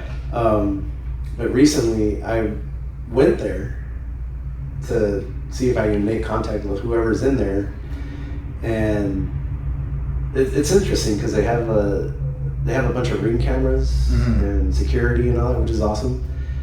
And ring the bell for service and all. I rang the bell, nothing. Looking around in the windows, I didn't really see much. But I noticed that the front door was kind of ajar. It was like open. And there, as I walked up to the house, there was nobody around outside. So I'm like, oh, okay, that's kind of weird. So I kind of just pushed the door open. I was like, hello, anybody home? Hello. trying to announce myself there, so it's not like, oh, this guy just breaking and entering or whatever. But as I open the door, I'm just like, also like, whoa, this place looks amazing. Like the architecture, everything is just like, it's so pretty inside, right? And I stepped in because there's a sign that said, to my left, there's an office. I was like, oh, let me just knock on this door. So I'm like knocking, no answer. And all of a sudden, I'm like, could this be a potential ghost investigation? So I like bust out my phone and I'm like starting to record and take pictures and, you know, admiring the place. And I make it all the way upstairs, mind you. So I'm all the way upstairs. I'm like, hello, is anybody here? I'm knocking on every single door that's up there. I guess they're all offices, different offices, different businesses, whatever. And nothing. The front door was open. I know I'm on camera. I figure somebody's gonna speak to me to the camera or something, but I'm like, hello, hello, hello. Yeah.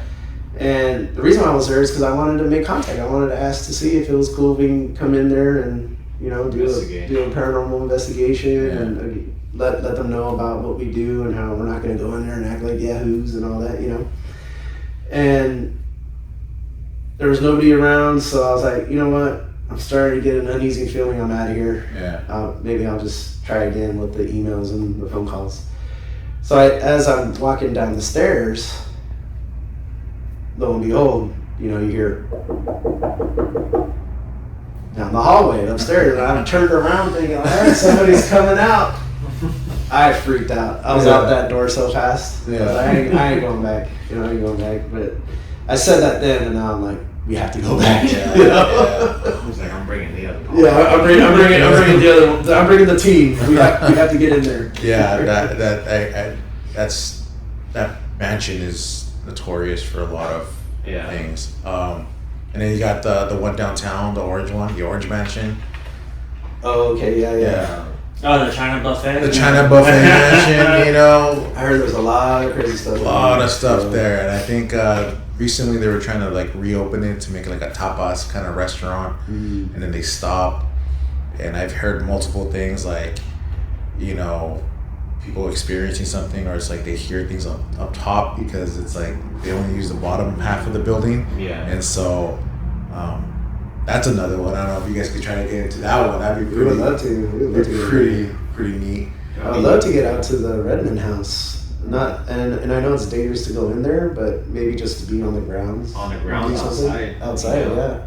Knowing the history of that, like you know how it was, like for all the Asian culture there, and how they were, that was their home kind of a thing, like because they were the field workers in the beginning. Yeah. Like that would be interesting to check that out. Like, you know, some of them have passed, you know, and where would they bury them or anything at that point. So it'd be interesting just to be near that house and just not go in there, because I don't want to go in there. Yeah. Like, cause it's condemned at this point. So for all of our safeties, we'll just be walking around it and Yeah, see. Screw it, bro. Hydro shower water, bro. I just said that. You're supposed to be the voice of You're reason. supposed to be the person. If I said that, you would be like, no, don't do it. If anything, I'm the voice of reason on camera. Off camera, let's do it. Yeah, let's go. I mean, if anything, you know, to do that and to be just on the grounds and documenting, Yeah. because I'd like to do that before they tear it down. Yeah. Yeah, That's the word on the street, right? They're gonna. Hey, well, I don't think there's cameras out there. There is a No, there is fence. security. They're security, yeah. Yeah, they're parked right out front the front door. Just buy some someplace and see how. But I'll tell you one cool thing though, that one story that comes from that house, the Redmond house, is that if you drive by it at 2 a.m.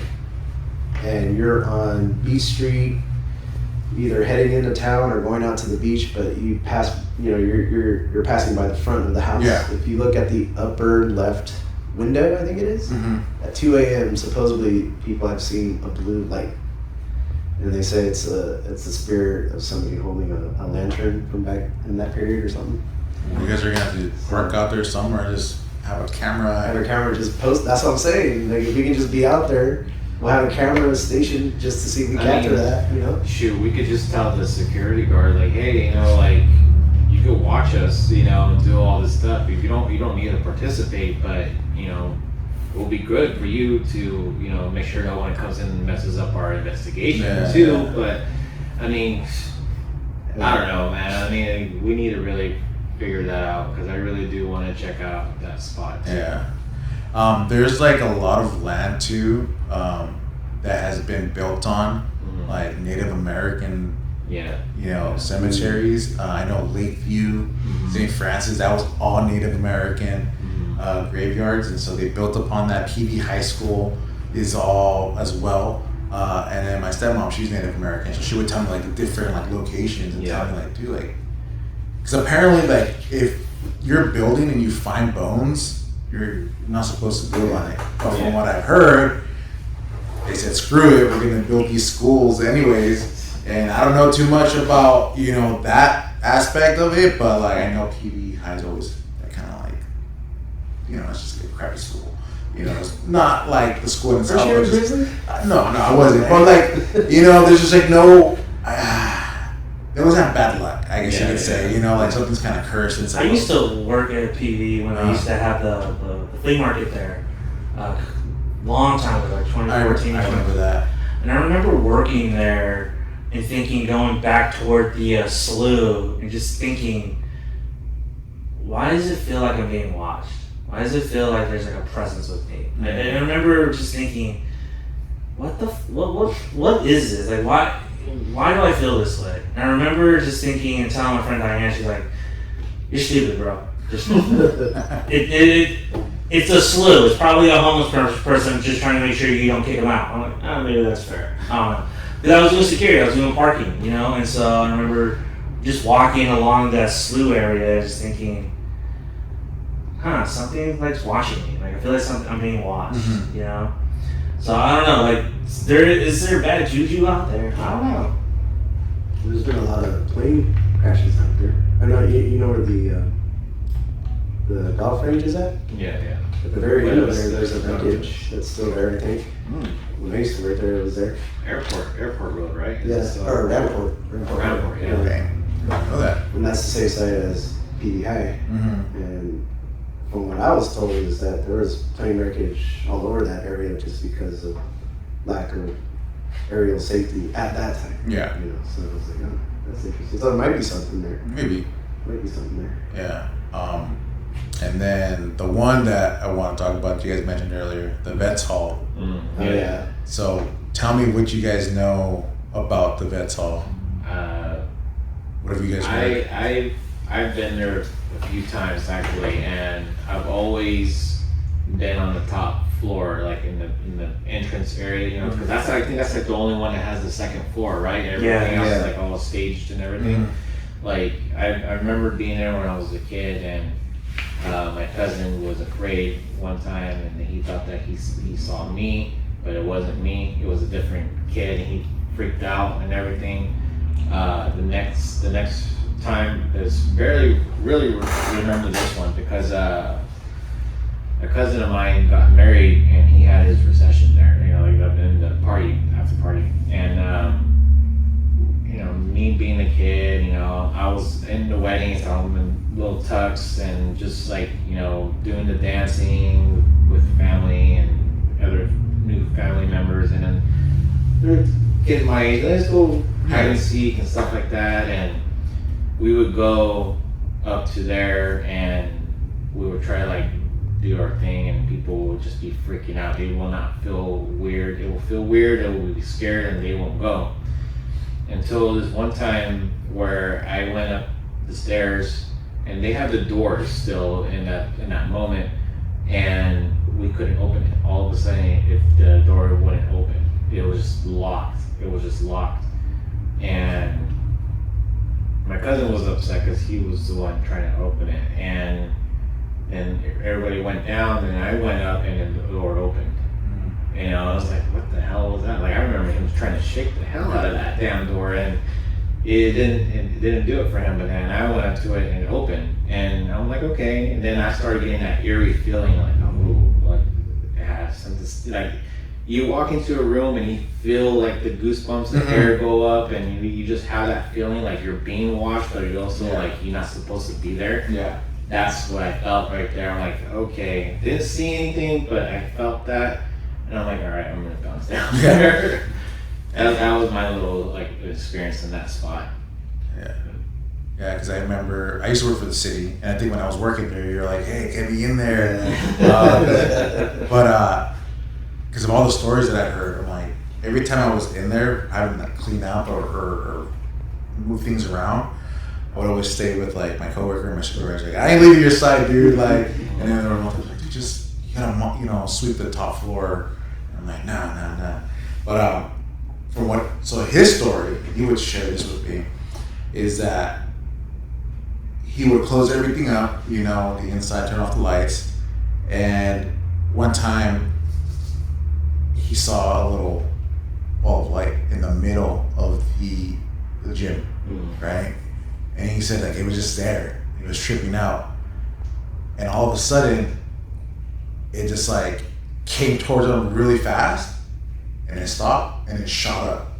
Oh dang. Yeah. So he shared that with me, like, oh crap, like, And then another one he shared with me was he was trying to, there was like a door that led to the roof, and then there's like a stairway, and there's like a little room, and then the stairs lead up to like the entrance to the roof. And he said like, dude, one time I was going in there, we were just kind of cleaning up, checking everything, and all of a sudden the temperature just dropped. He said like, I was just like, you can breathe your own, you can see the breath. And he said it just like, it dropped all of a sudden. And then that door, that leads to the roof, I don't think they have a lock on it. Yeah. It starts shaking violently. And then he's like, oh, time to go. So he just booked it. So those are the two things that I've heard shared with me. But even like I said, like you walk in there and it's just like, dude, it's just creeps. Yeah. It's just like old and everything. And like I said, I would never ever want to be by myself in that building. And a little boy as well, right? Yeah.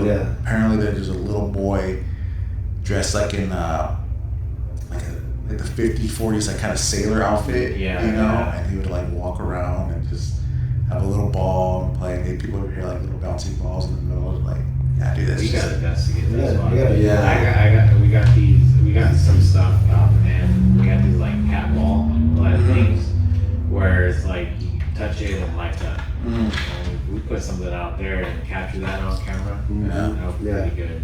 Yeah. We also got the dowsing rods, and we got the spirit box, and got your proton packs. Proton packs and everything. The more we do this, especially for me, it's like learning the science part of it, right? Yeah. Like all these different technology items and machines that you can use. And they work. You're like, oh, whoa, this is neat. So and some of that stuff is like kind of cheap too. Like, 'cause you don't have to spend a lot of money on it, do you? To buy other stuff. Actually, yeah, it depends. Because there's some that are out there that are high end, and they're like $500 or so more. Yeah. But like you can get a ghost kit on Prime for like $100. So. I mean, it's just the same basic kind of stuff. It's like a starting kit kind of thing, I'm looking into like these little like they're called like it's called a music box. And what it is that it's on the sensor, there's a front of it, so there's a sensor and it's pointing towards you, and you right there, you're gonna make that song go off. And nothing there, and making something go off, there's something like energy wise that can kind of like get that going on. I also got this thing on my phone that's called an SLS, where it kind of like maps out, so you can kind of see me getting a skeleton. Right? Yeah. And if you get something and you see a skeleton kind of come up, nothing's there. We kind of caught something going on. Like everybody's mapping here on my phone right now, and you can see I'm mapping up and Christina's mapping up. So it's like that stuff. All these things, some of them are cheap, some of them are whatever, but like, hey, anything can really help, and that can help us capture something. That's what we're in it for. Yeah. You know, like I said, we're not made out of money. We're not getting paid for all this stuff, you know, so we can't fake this. But we're trying to do what we can to show that this is like a real thing. And, you know, some of these spirits, you know, they really want to go home, or they don't know that they're dead or at any point. So we want to make sure, like, get them out of there. You know? So one thing we didn't touch on is that me and Paul actually did another investigation very early on. It was at the Porter Building on top of Adult Education. Oh yeah. And we went and did our own investigation there, and we caught some like interesting things because Paul said about the music box, and that's what brought me back to that building because other Paul had a music box and he put it down and started going off, and we were on the opposite end of it. Then he puts a ball that goes off, like the lights. He puts it at the end of the hallway. We all go on the other way. The ball goes off. We didn't touch it. And then on camera, we caught an orb going right toward us. And then I took pictures of it. And then the stairway going down to those double doors onto the street, I took a picture of that. And there was a black vortex right in the middle of that stairwell. And I took it again, took another picture, and it was gone. I was like, and I showed everyone, I was like, what is that? Yeah. And we caught that same vortex or that same black cloud at Sarah Winchester's bedroom. And it was hovering over the bed. Yeah, that makes it worse. And I wasn't there for that one. So. No. But that vortex still followed us, though. You know, didn't you see that when I was showing one of the things in one of the last rooms? It was a reflection, It was a reflection or something. Was it? You were looking at something, Yeah. and then Johnny was filming you, And you're like, what was that? You're like, Oh yeah, because it was the horn. yeah. it was They the used for horn. the seance. Yeah. And again, like she was recording also. She didn't pick it up, but my camera got it. I'm like, Yeah. what is that? It's like, is this like, you know, like is it faulty or whatever? We got different angles on that spot. The camera was on me, you know, explaining about this horn thing that they used back in the day, and on her camera, it was, you don't see that. Even when she came close to me or not, like nothing came out like that from what he got on his Because I thought it was a shadow. I was like, Paul, back up. I was like, why? It's like your shadow's walking in, and then he backed up, and it was just like black. Yeah. And I'm like, oh, Paul, what is that? What is that? I wonder if that's why they don't use the upstairs. Because I know they're the art organization there, right? They do the events in the bottom half, right? Yeah. The Porter Building? The Porter Building. Yeah. But they haven't opened up the top yet. Yeah. They're working on it. Are they working? Yeah, Oh, when okay. we were up there, they were definitely in the midst of a remodel. Yeah. Yeah. But there's definitely something up on that top. Well, Yeah. On the top floor. even on the light, we caught steps coming towards us. Remember? Yeah, Yeah. that too. And we went down to the basement, and There's a basement there? There's a basement. Oh, There's snap. a basement, and Oh wait. We were talking about Winchester. Now he's talking about Winchester. Oh, okay. Yeah. Never mind. Sorry. No. The Porter Building Oh, okay. is the one downtown. Yeah. But yeah, no. But back to the Winchester house. So yeah, people say that they don't capture anything there, but We did. we got stuff at the Winchester house. Like I don't understand like how you like we got That an orb. 9-foot tall shadow 9-foot person. tall shadow, yeah. Yeah, and we even talked to one of the employees, like, dude, is that one of your employees back over there? It's like, Yeah. we don't have anyone, that's a closed off section. Yeah, he looked back Yeah. there too. He's like, there should be no one back there. Yeah, and when we got to the basement at the Winchester, they had a spirit box there. Then they also had a light and a cat ball, like Yeah. too. So we were going, and it was getting crowded at that point, and it started talking towards me because I was giving out the questions like, "Hey, are you here? You didn't like us here," and you know they had the light thing where the light would turn on or off by itself. So like it would kind of give me a yes or no questions, and then we were doing so well for like a good maybe like 2 minutes. or And then 2 once we got a big crowd coming, it it stopped. It's just like, I'm not your monkey. Like, Yeah. I'm not here to entertain you. Yeah, he got upset and everything, and then I didn't want to leave because we were getting so well, but we got these like young cats coming in, being loud, being like stupid, and you know, oh, I'm getting scared. Like, okay, just get out of here. There's something going on. So we went to the next it's a little stairway to get up, and there's this other room that's still connected, and still we could hear the spirit box on there. So we did another thing there, and we got a little more responses there. And I'm like, okay, so they didn't like the crowd. It got frustrated with me because I was trying to give it like some questions, and I was like, okay, I don't want to leave out here with saying I'm sorry. Don't want to upset you, you know. I just want to try to get this done. I understand you were upset with everything else. So we go and we left off with that, and that's where we started seeing that black shadow thing coming around us and everything on Johnny's camera. And yeah, it was pretty nuts to get all that stuff.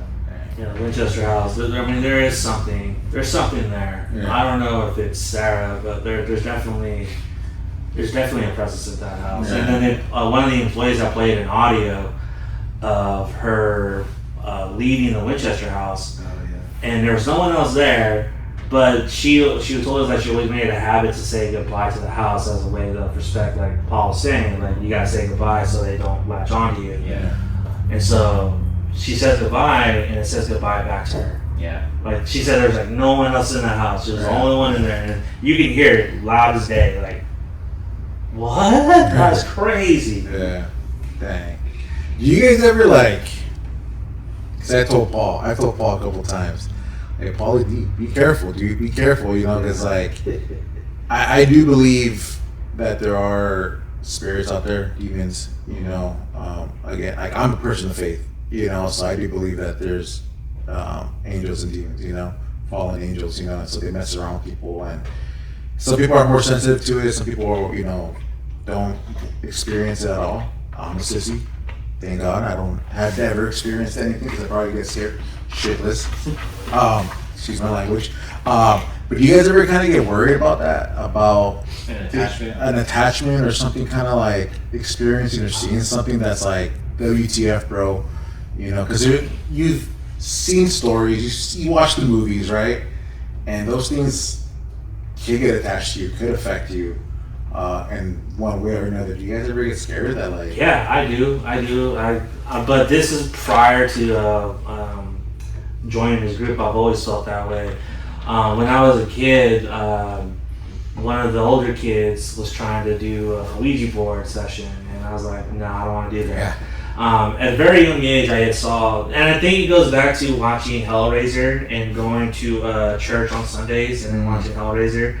And that actually kind of played into how I feel about certain things, and it's just like, I don't want to do that, because if God is real, then the hell priest is real as well. And if I'm a bad person, I'm gonna meet this dude. I don't want to do that, you know. So for a while, I was kind of on the straight and narrow, but I've always felt like there was this weird attachment, and I'm just like, I don't want to be on a Ouija board. I don't want to do any of that because I don't want something following me. I don't want to think about it, because I watch a lot of ghost movies. I watch a lot of possession movies, and one of the common things about possession movies is that they always talk about mental health, and mental health is a big issue. And I fear for my own mental health sometimes, and I think, am I mentally stable? Am I mentally okay, or something like that? And I feel like if I was actually being possessed, people would think he's finally having his mental breakdown. Yeah. You know what I mean? Well, I might be possessed, and I think it's kind of like a fine line, because are you being possessed, or are you just having a breakdown? Yeah. It's a real fine line, and I don't want to find out. And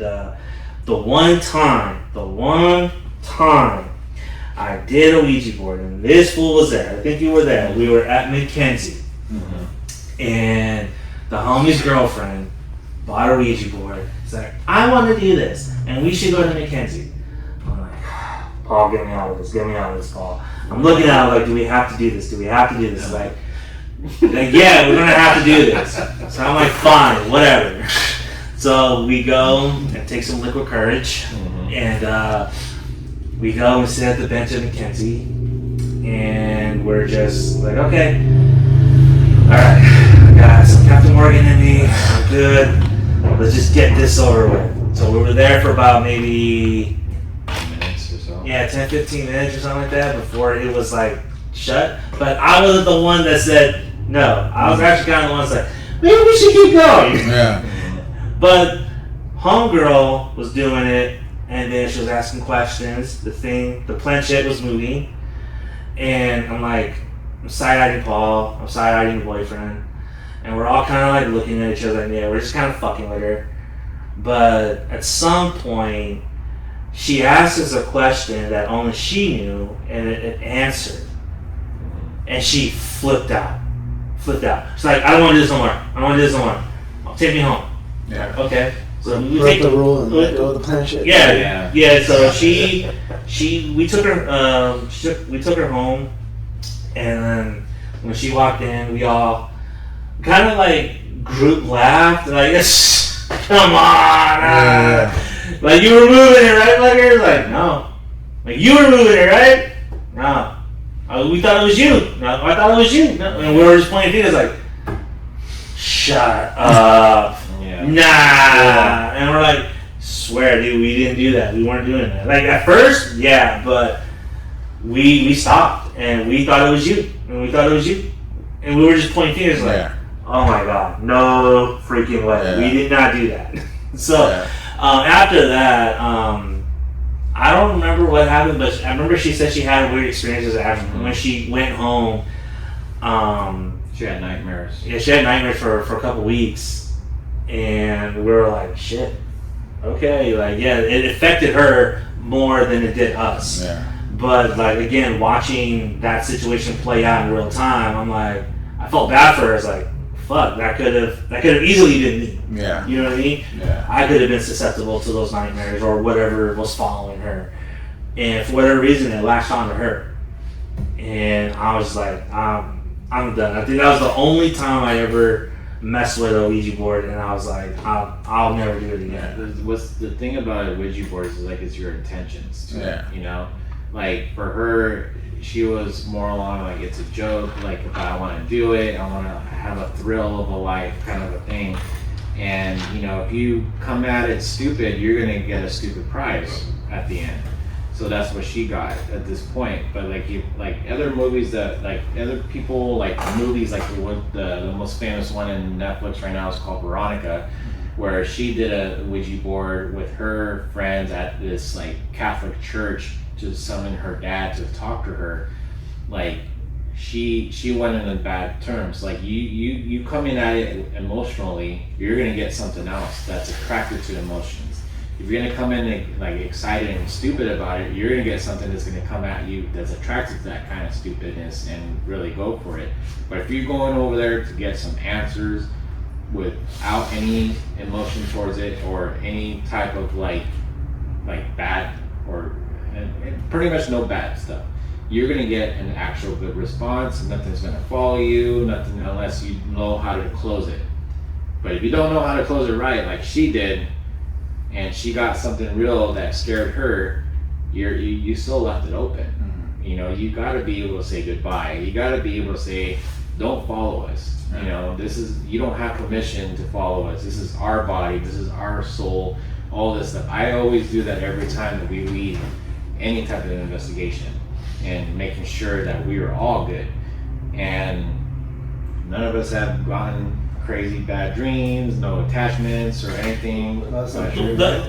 Well, yeah, after Monterey, he had some nightmares. No, after Penn Lake. Was it Penn Lake? Because there was a voice that came through the spirit box that said, "I'll see you in your dreams." Yeah, and that's then right. That night, I had a crazy nightmare.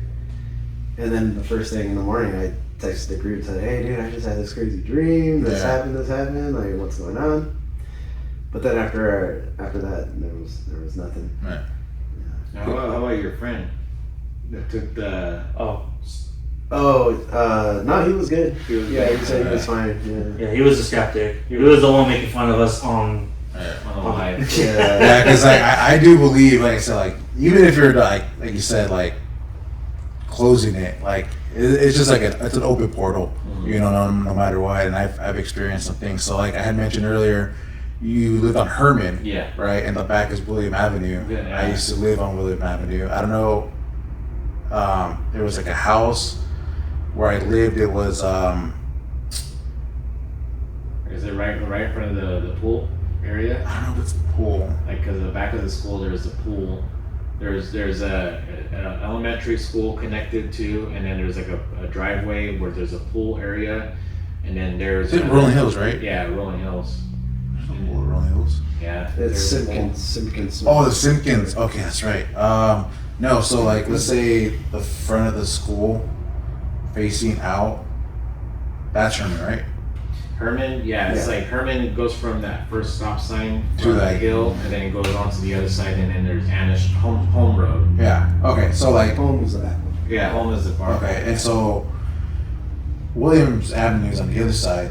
So the house that I used to live in, the owner, my aunt, she put like a statue of the Virgin Mary. I don't know if you've ever seen that house. I think it might have. Okay, so I don't know where you lived, like it was parallel in the back, but anyways, that house was kind of scary because there was like some stuff that would happen there. Like there was like a hallway that we had there, and it was like maybe like the length of this room, right, wall to wall hallway, and dude, that hallway was always freaky, dude. Like there was something up even during the day, like you just wouldn't want to walk through it, you know, because at the end of the hallway it was like two rooms, like it was my aunt's room and then another room, and then the closet in the middle, restroom at the beginning of the hallway, and another room. It was like a vibe, dude. And garage, it would always be cold, you know. There was like no windows, but it was just like you had to like walk in to turn on the light. Anyways, I ended up finding out that they were cleaning it out,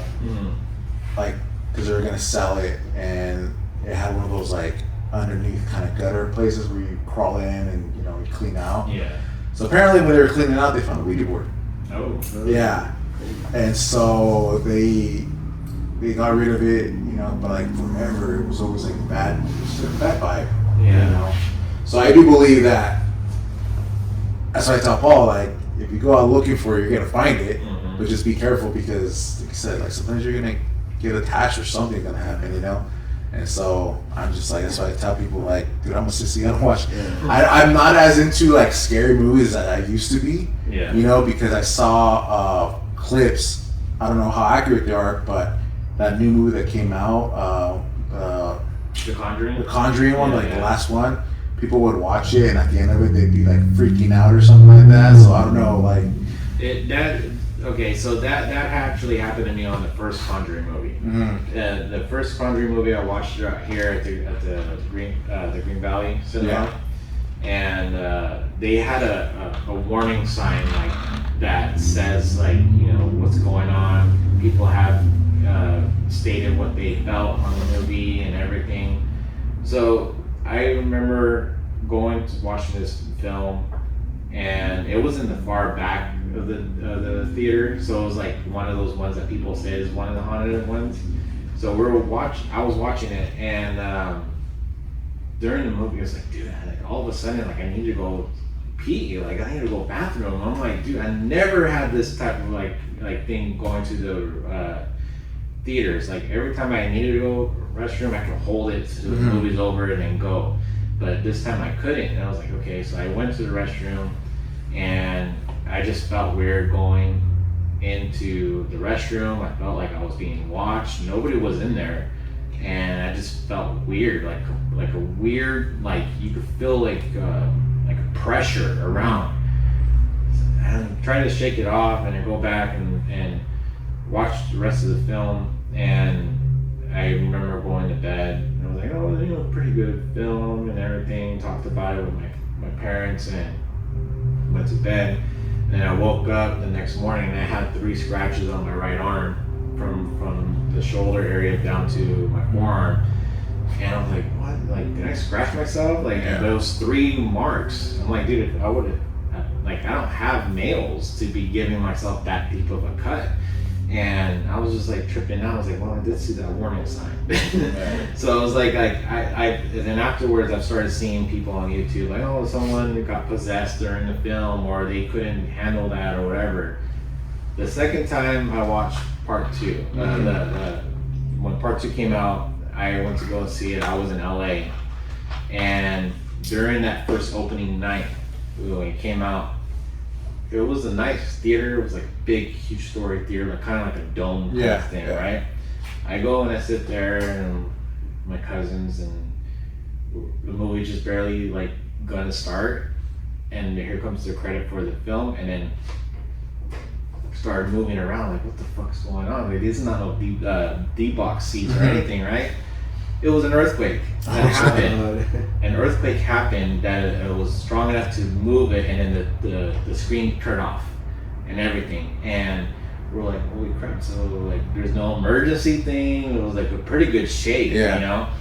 And I'm like, damn, it's like something's not telling me to watch this film, or what's going on? Because this is the second movie, you know, and this happened. And I'm like just tripping out, like, okay. And then the movie came on. And then after the movie was over, it was thunder and lightning happening.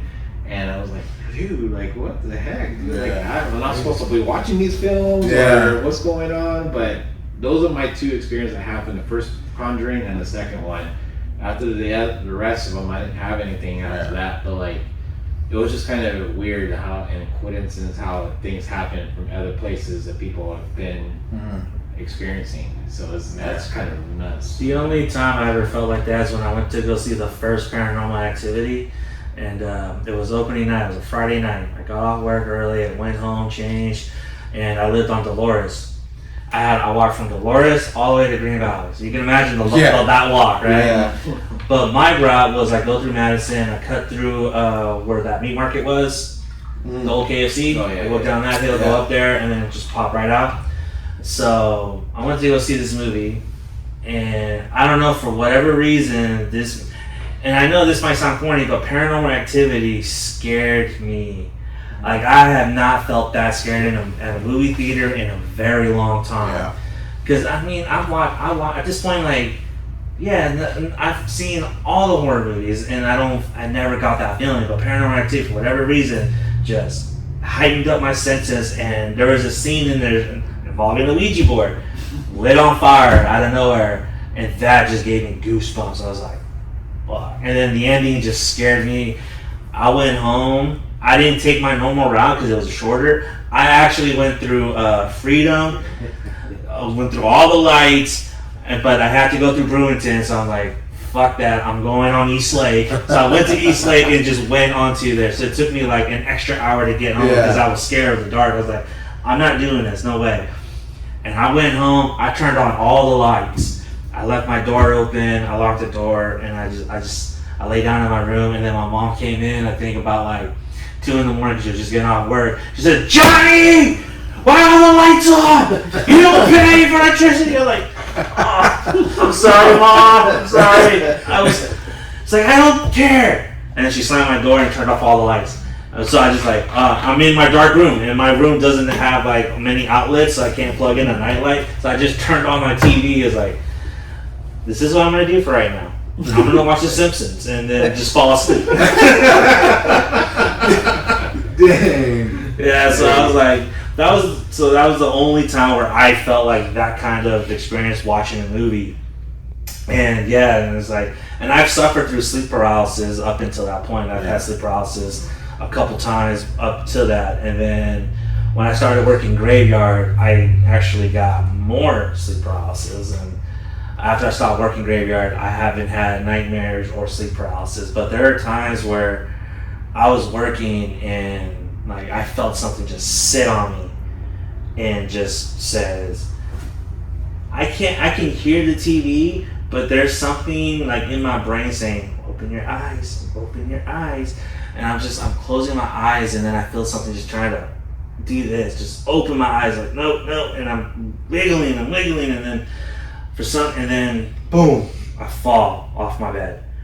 And funny enough, my closet closed. When I opened, one of the side doors was open. Mm-hmm. And guess what's on my closet door? What? A mirror.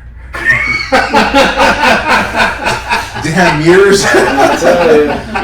You know what's funny though? Like during that time, Johnny, it was in high school. No, this was high school, right? No, this was 2007, 2008. But I did have some sleep paralysis in high school.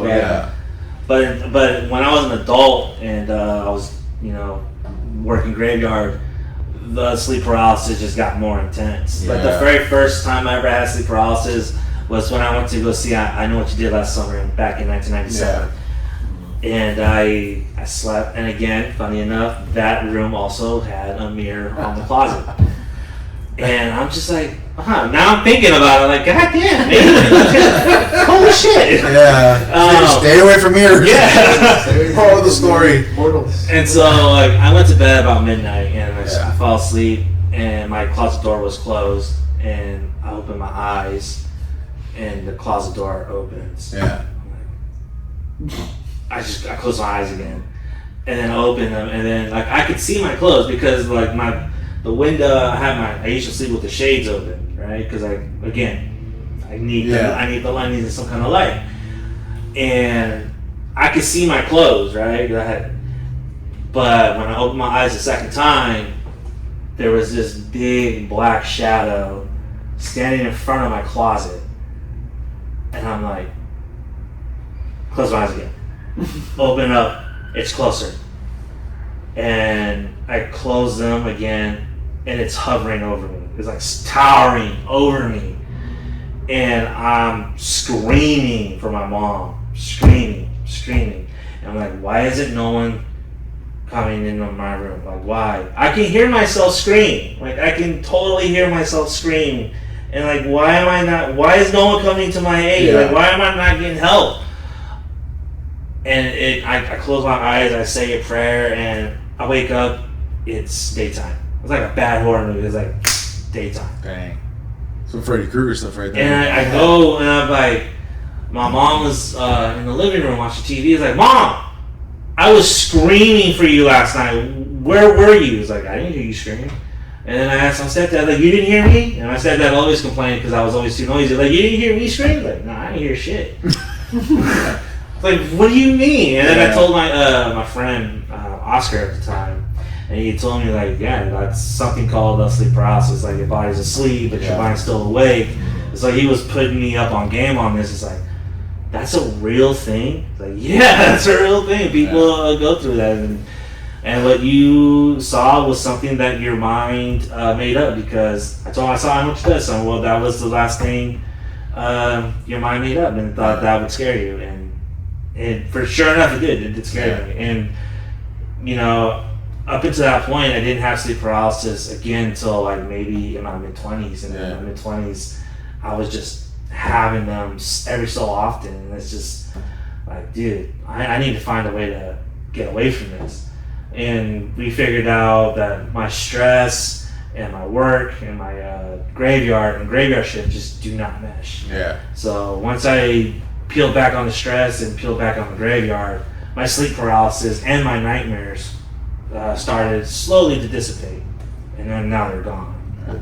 Dang. What the movie that did it for me, Blair Witch Project.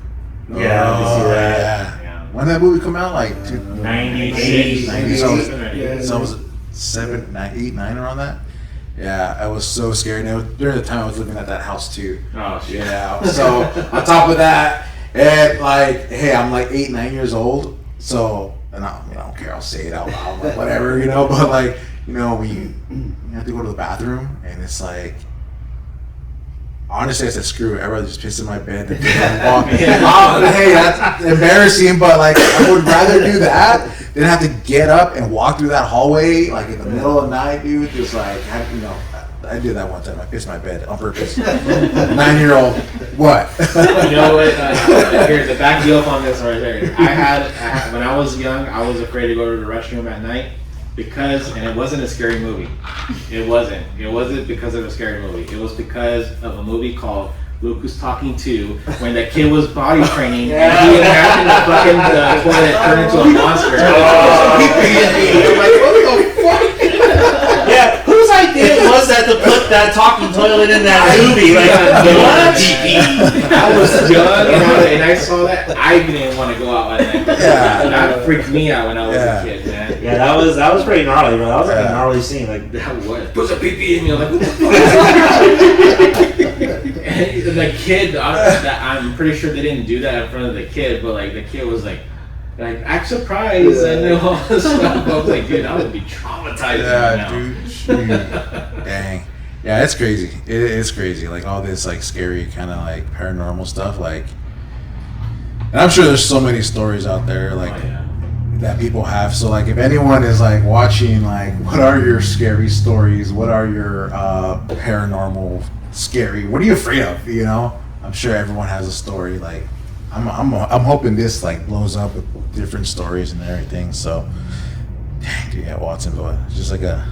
And then, if I may, one thing to also put out there is that when you know, this whole conversation has been ghosts and demons and negative things, but my experience now has kind of organically evolved, and I believe that paranormal can also be good, you know, and in the sense that my own experience when I was a kid, I used to feel a presence all the time, either watching me, standing behind me, or just, it was like it felt like my body was always on alert. And it was an uneasy feeling. And I remember I told my mom, I told my dad. My mom, she took me down to LA to visit family, and my aunt at the time, she took me to see this priest at her church, and he did this prayer, put his hand on my head, told me to close my eyes, said a prayer, and if you close your eyes, you see what you see, like kind of like black and whatever. But when I closed my eyes and he started praying, I saw nothing but like a white light, and I felt cold air from my feet go all the way up to the top of my head. And from that point on, that feeling was no longer like an uneasy feeling, but more of like an awareness. So fast forward to after that, there has been times where either I'm driving on the road, or if I'm like in a store or going someplace, and I'll get that uneasy feeling again, like something's about to go down, or I shouldn't be here, you know, for some weird reason. I turn around, and sure enough, it's saved me a few times where something does go down. You know, even to the point where I was walking to the store, and I had this uneasy feeling of being watched, and I looked to my right, and there's a homeless dude just kind of like staring at me with like a weird menacing grin. That was kind of weird, but I just remember running home, you know. So things have developed into that, but in a way where now it's like, you know, I've also received stories of positive things happening, like miracles, what people would call miracles. And I consider that paranormal too, because it's like, you know, everybody out in internet land and everybody we've talked to, they have a story. You know, it's not necessarily always scary. It could be good. It could be something that it's unexplainable, but it's, in the end, it made life for that person better, kind of like me. So when I go out on these investigations, again, I go in open-minded. And as they know, like, I'm always saying, like, I want to believe, you know, I'm ready to believe you guys and this and that, because I do. Yeah. Like, I believe it. And we want to hear all those stories. So if anybody out there has a story, you can email it to us, you know, the Ville Paranormal @gmail.com. Or if you'd like to tell it yourself, then send us an audio file and we'll put it on our social media and get the story out, because a lot of the times after people tell us their story, they say they feel better, that they got it out. It's like off their chest, like a heaviness off their chest. So. And remember, you can remain anonymous as well if you want to be anonymous. Yeah. Right. You don't have to tell us your name or anything like that. You can remain anonymous. We find that people want to remain anonymous, and it's easier for them to open up and tell their story as well. Because you guys are also kind of like, not so much starting a podcast, but kind of like you guys said, like putting that audio, like that story out there, right, on social media so people can hear and listen to it.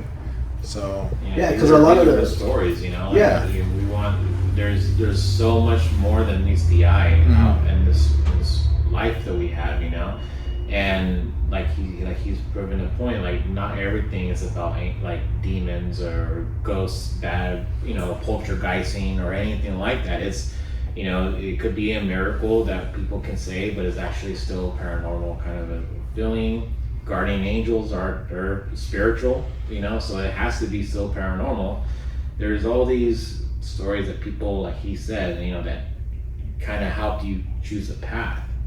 And, you know, there's all these things. I mean, drug addiction can be part of that. You know, people getting off of being sober for things, and everything there's a miracle on anything. There's a miracle that we get voices either way, you know, to show that this is something that's out there. I mean, for the fact that you can hear our voices now, but then you hear at the end of it, I mean, it happens. You know, these are people that, like I said, they don't know they're dead. They don't know that they passed. They don't know how to pass. All these kind of things. Like, it's a science of, you know, understanding this world and trying to do, like, we're not here to judge you. You know, whatever type of, you know, beliefs you have, we accept anybody. You know, we're not gonna just, you know, not diss you out just because of your skin color or your beliefs. Just tell us what you want, you know, what you want to get off your chest. Yeah. Even if you want us to go and investigate, you know, like, hey, can you check this out? I can get you guys in, anything, you know, yeah, we're all about it. You know, we want to make you feel heard, make you feel better about your life, and if it's weighing on you, like, you know, anything like that, we just want to be there. Like, our slogan now is definitely our slogan. We're ready to believe you. Yes, you know, we're definitely on that. You know, one of the things too is like, we're not here to disprove or prove. We're just here to document. Yeah. And we're not here to like pick a side here or there. We're not trying to tell anyone what to believe or what they should believe in. You know, that's not our job. Like, that is up to you whether or not you want to believe in something more, or if you want to believe in the paranormal. You know, I feel like our job as investigators is to document.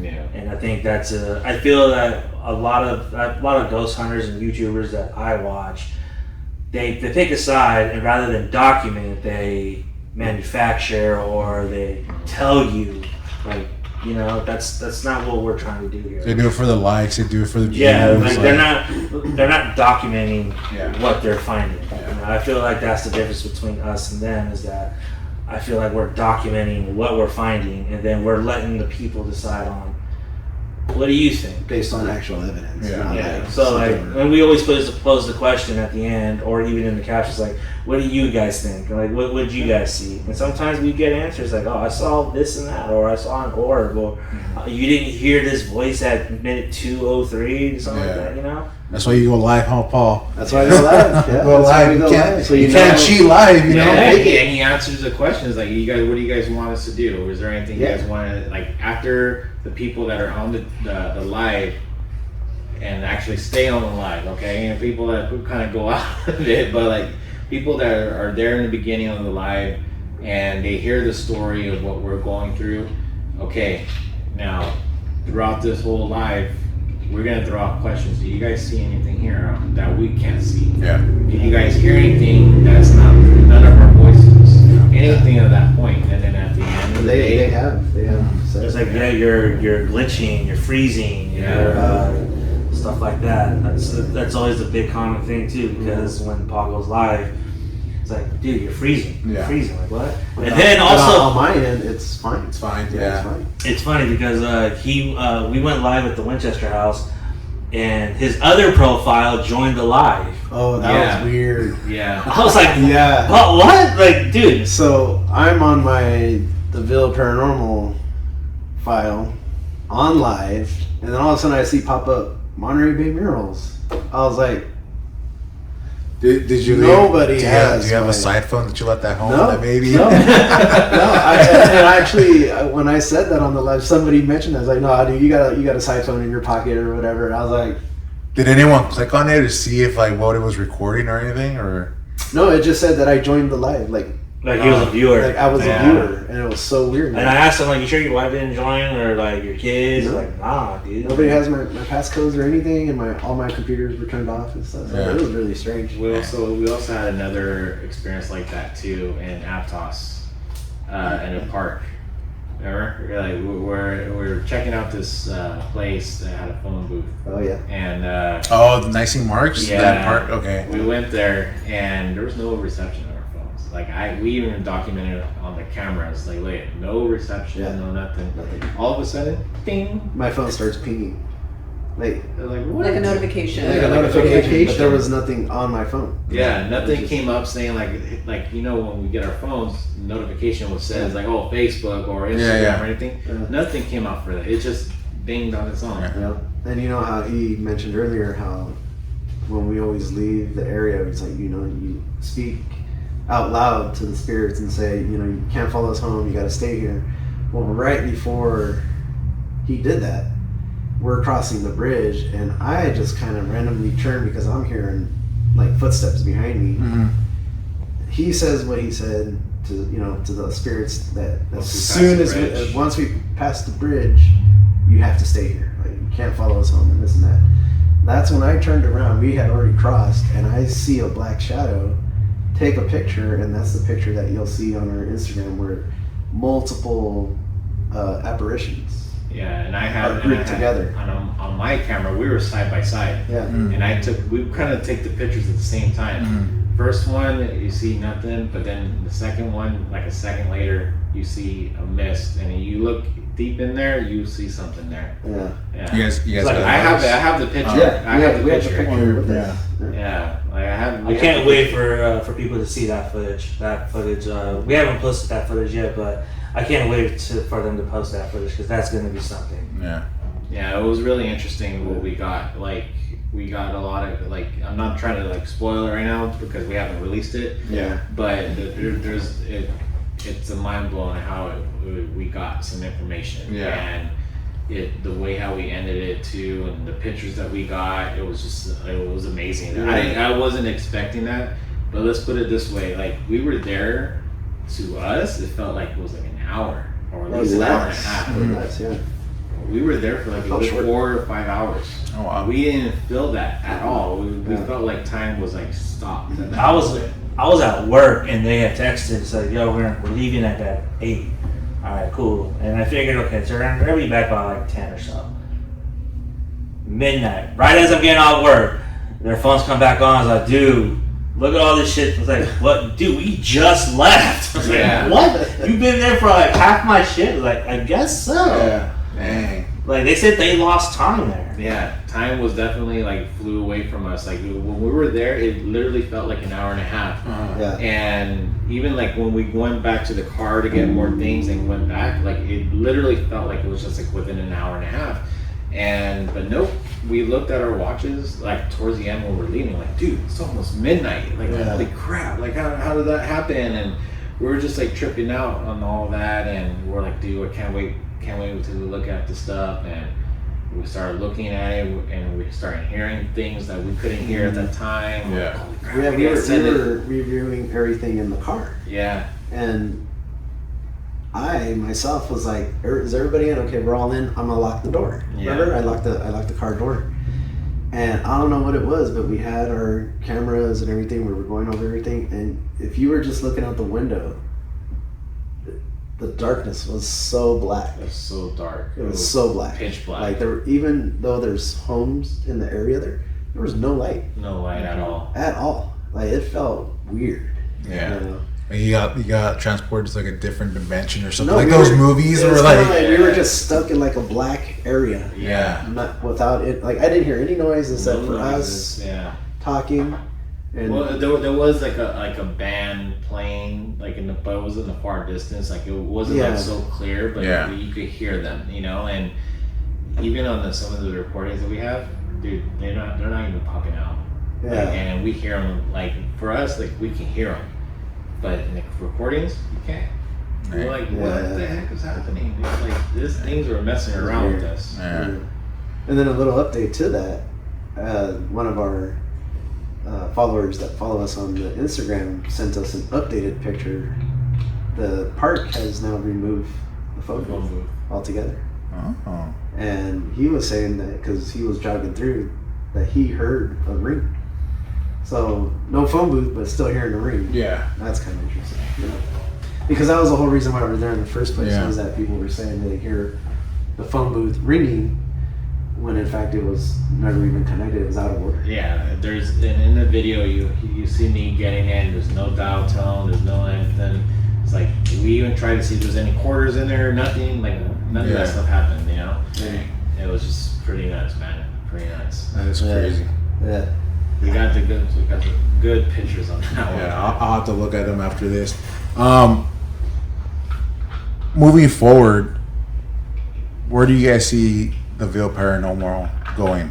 Like, what direction do you guys want to take it? What do you guys see and vision in like a year, in 5 years, 10 years?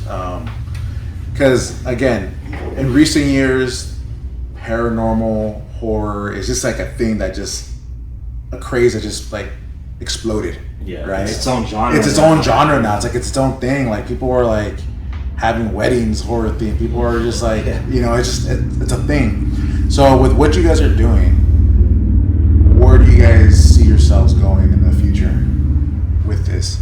Hopefully in more places that we couldn't get in before, honestly, because there's a lot of spots that, like here in this town, but like I think, as far as I know, 3 of us out of 4 are wanting to go for further, like not just here. Like, let's go to different states. Let's go to, down the line of California or any of this part. I mean, I know us 3. I don't know about his decision on this one, but like, we thought about going to like the Clown Motel, out there in Nevada. Yeah. We thought about, going to some places out like kind of like Mount East Coast and Madonna, stuff East too. Coast. We thought about doing all that stuff, and it's right now it's a good dream, and we're trying to really, really catch for that at this point, and we'll hopefully we get there. And if we do, we'll be happy to come back down here and do this podcast again. Yeah. Because the thing with this is like, for us, we're having fun doing this. It's not like a job or anything or something that's like a chore. And when we all started this, that was the idea, is that, to have fun doing this, documenting everything that we experience and sharing it with everyone, and having that interaction with people online or in person, because a lot of stories that we've received have just been in person, not necessarily people wanting to share online or whatever, which is fine. But again, the common outcome of all that has been, it feels good to get this off my chest. Like, it feels good to talk about it. And in a sense, I don't want to really speak for everybody, but like for me, I feel that we're doing something good, because people are venting. Mm-hmm. They need to vent. I feel like they need to vent. So vent with us and tell us your story and interact with us online and have fun with it too. So like if we put a video out, and you think we're goofy, then write down, comment we're goofy or whatever. Yeah. But that interaction, we appreciate anything like that. And hopefully it'll get to a point where, now I'm wearing my Monterey Bay mural hat. As everybody knows, I do the Ville apparel and custom artwork and apparel and stuff. I'm gonna be making, custom face masks for Halloween. And I've already started doing that with different themes like sharks and your face mask is on the way, right? Let's check this out. So that's all 3D printed by me and hand painted by me and all that, and it's also that people can enjoy it. Yeah. It's people that can enjoy it. They can have fun with it. They can collab with it. And honestly, the money that comes out of that will pay for our equipment that we need, that we're lacking in on. That'll help us be able to produce better and more of a quality content for people to enjoy. And hopefully that'll also allow us to travel to these other places. Yeah. And really kind of, like I said, or like we said, we really want to get to like the truth of it all. So is it really staged? Is it real or fake? Or is somebody just telling a story just to tell a story, which is also fine. We're not here to judge, but it's just more to like observe, report, have a good time with it, and see what transpires. Now, not to say we're just going to go in nilly-willy, right? Well, kind of like how you've always said too, like you got to protect yourself and all that. And with Paul and Christina and Johnny, I feel like we keep each other on that path of like, okay, this is a little bit too much. Maybe we should not do that or something. Yeah. So, with this group, I feel really, really good about doing that with. And as we move forward, I'm thinking that every time I come up with ideas, I share it with the group first. Yeah. And I like to get their feedback, and then from that point, we'll see how it goes. But I'm hoping community outreach stuff, sponsoring stuff, really getting the community more engaged. So as we sit here and say, oh yes, we'd like to go elsewhere, we're not leaving Watsonville. Yeah. Watsonville is always us, and we're here forever. But it's just, this is our home. Yeah. And we just want to go out into the world and bring back what we experience back to Watsonville is kind of the idea. Yeah. Or is the idea. Yeah. And with that said, there are ideas that we've been talking about that'll really make things, again, bring more fun to Watsonville. So, with that said, I'll just leave it at that because I don't want to give too much away. Too much. Yeah. I think that's been my downfall in the past. So. I think a year from now, hopefully we can build more trust among the community to feel comfortable telling us their stories. I think that's something as a brand we got to work on, is building trust with the community in order for them to feel comfortable with us and not betray their trust. So I think, like a year from now, I hope that is something that we can build upon with our community. We got some trust with the community, but they're not really trusting because they don't want to be on file, they want to be recorded. So I feel like going forward, I think that's something that we should work on as a group and just comfort the community. Is like, look, we're not trying to exploit you, we're not trying to do this or that. We just want to hear your story. If you want to tell us your story, you can write it, you can email it, you can just tell us, and then we'll retell it for you if that's okay. But I do think that's something, a year from now is something we should build upon, is building more trust among the community, with people being trusting with us with their stories. Because not a lot of people are trusting with their stories, because if you tell someone their story, what are they going to do? They're going to twist it and make it fit their narrative.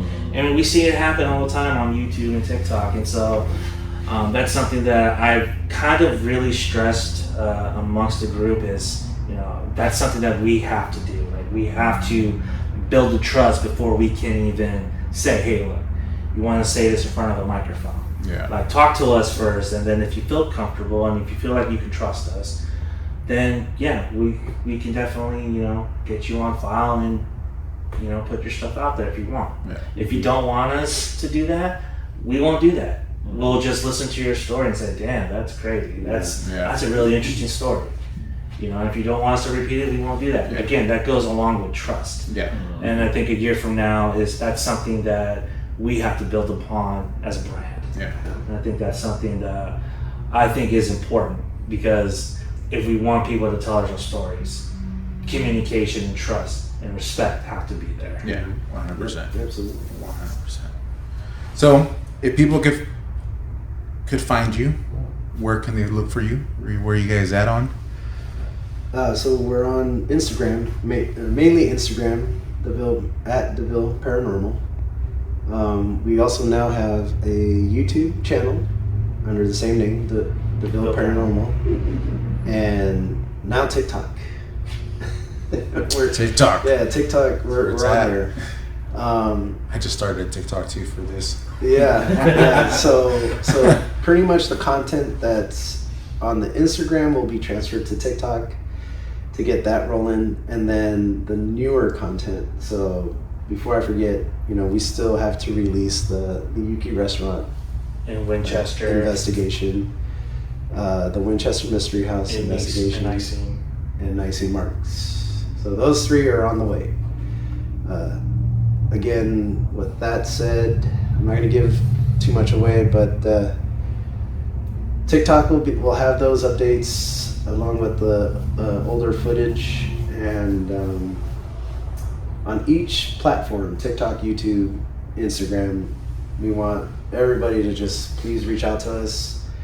If you're local here in the area and you want us to come out, we'll come out and and do our thing with you, right? And we'll only go as far as that person will allow us. Yeah. So we're not gonna push any buttons or get crazy or anything. Yeah, we're not Zach Baggins. Yeah. We're not going to do no seance either or anything like that unless you want to do that. But to be honest, half of us is not going to do that with you either. Yeah. So just feel comfortable with us as best as you can, especially because, like earlier we were saying, it's best to get that off your chest. Make you feel okay and really to a point trust us. So if you don't want us to show it or tell it or anything, we won't do that. We won't do that at all. But we appreciate everybody's support and participation and interactions. Yeah, and thank you to the people that have emailed us, that have told us their story, that have contributed to the page as well. Thank you to all of them. I'm sure Communicated with us, everything, all of them. Even the negative ones. Yeah, even the negative ones. And thank you to you too for allowing us to have a platform to speak out on it too. No, it's interesting stuff. Like I told you, Paul. I never thought. Be careful, man. Yeah, just I said. I'll be honest. Like from a drawn logo that I showed you, I never thought we'd be doing all this. It was just an idea, fascination, kind of like, oh, this would be kind of neat. And I like the concept of it, like that strawberry kind of like, old kind of. Yeah, people have said that it looks like a Casey Jones hockey mask. Yeah. So the hockey mask, and then now people ordering the Sharks thematic one, right? Yeah. So that's funny. But like I said, it's playful and people are contributing in that way. So they're like, oh, I want certain themes or There'll be more designs and everything, and all this stuff, and especially like we're gonna be selling the merch with it too, like Paul was saying, just to help us get to places. So one idea is that each of our investigations will have a proper merch that goes with that investigation. Oh, okay. So that'll be kind of neat. Yeah. Nice. Yeah. Oh, and don't forget, we spoke a lot about paranormal ghosts and whatnot. We want to hear aliens. Oh, We want to hear about the star seeding now that's out there. That's true. What's star seed? If you don't know, look that one up. That's a trip. What else? What else do we want to hear? What did Bart say in one of the episodes about the MLB tracking us and everything? Oh, the satellite. Yeah. So any conspiracy theories, stories out of Watsonville, Tall Tales out of Watsonville, black-eyed children, all those kind of things. Those are all the paranormal. Watchers, Skinwalkers. Yeah, all that stuff. the lawful gangbangers. we want to hear it. We want to hear it all. And like I said, we're not gonna judge anybody. Like we want to believe. I want to believe, and we're ready to go. So, what's your guys' slogan? The Ville Paranormal. We're ready to believe. That's right. There you go. Guys, thanks for coming on. Thanks for sharing your guys' story. And as you guys continue to grow and continue to explore, later on, we'll see what you guys have done, and we'll sit back down again in the future and see what you guys have came up with, what you guys experienced. So, thank you. The Ville Paranormal, Paul, John, Christina, make sure you guys check them out, The Ville Paranormal, and We'll catch you guys on the next one. God bless. Peace out. Bye.